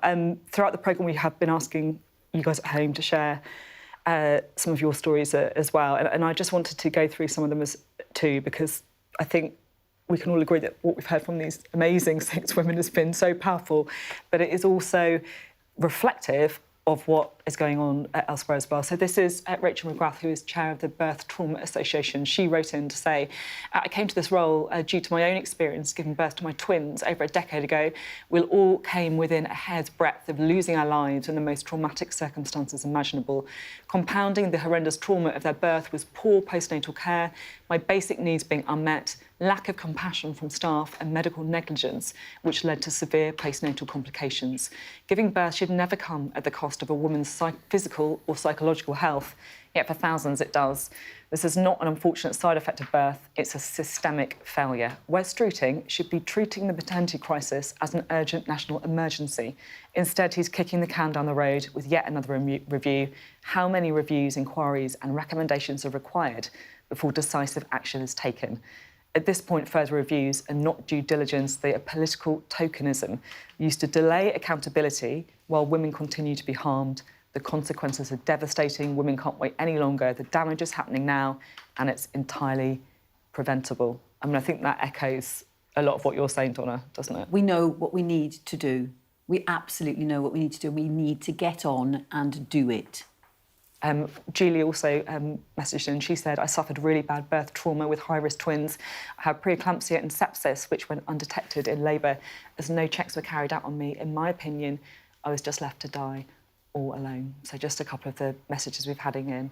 I just want to say thank you, basically. We're nearly out of time, and there's been so many things to say. Of course. Sorry, quickly. I want to say that, because it's not really been mentioned, everyone seems to talk about prevention, but I also want to highlight the importance of aftercare after losing children. And I think that's a great part of prevention as well, being educated and having being supported psychologically, because that's something that I really struggled with and I didn't think there was a follow-on. And that could have really prevented some of the behaviours that I demonstrated after that are now recognised as risky. Thank God I'm still here to speak, but I think also just leaving women to it after having experienced such a loss is also such a big risk, and not educating women on things that can be taken to sort of prevent things. And I think also offering things forward. I realised that after I lost my child, one of the things I was told is that even though I had incompetent cervix, is that I will have to experience 3 losses before I'm able to before I'm offered a stitch. And I straight away said, well, that's not going to happen, because losing 2 kids already means that's 2 pregnancies. So the next one, I'm absolutely getting a stitch. So also fighting for things rather than being offered things. Yeah. These are things that actually helps with preventing these things. The thing that's really struck me from talking to all of you is a mental health aspect of it as well. And you know, we talk about the statistics about, you know, baby losses, about women like losing their lives, obviously so bad, but the PTSD that it feels like so many of you are feeling. Can I add with PTSD as well? There's a huge issue where if you get a diagnosis of PTSD, you're not actually eligible for life insurance. So birth can actually mean that your children, if you were to die, they get nothing. Thank you so much. We're out of time, but I want to continue this conversation. We want to keep having this conversation as well. Thank you for staying with us. It's really important. We're committing to it here on Sky News. And just finally, I want to thank Donna as well. It's always so good to have you here and to hear your opinions and your assessments as well. And thank you. The reason we're doing this is because you got in touch with us. You demanded change. And that is genuinely what we're trying to deliver on here. Thank you.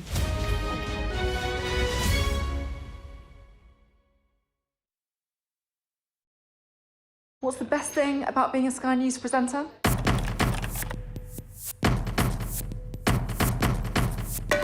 We've done the work and the reading, so you don't have to. Being a Sky News presenter. Hello and welcome, Westminster, the heart of British politics. I'm so sorry about what happened to you. So what on earth is going on? It's not true. Can I tell you what I think? It's really unusual. Mornings with Richard and Frost. Let's crack on. Let's get started.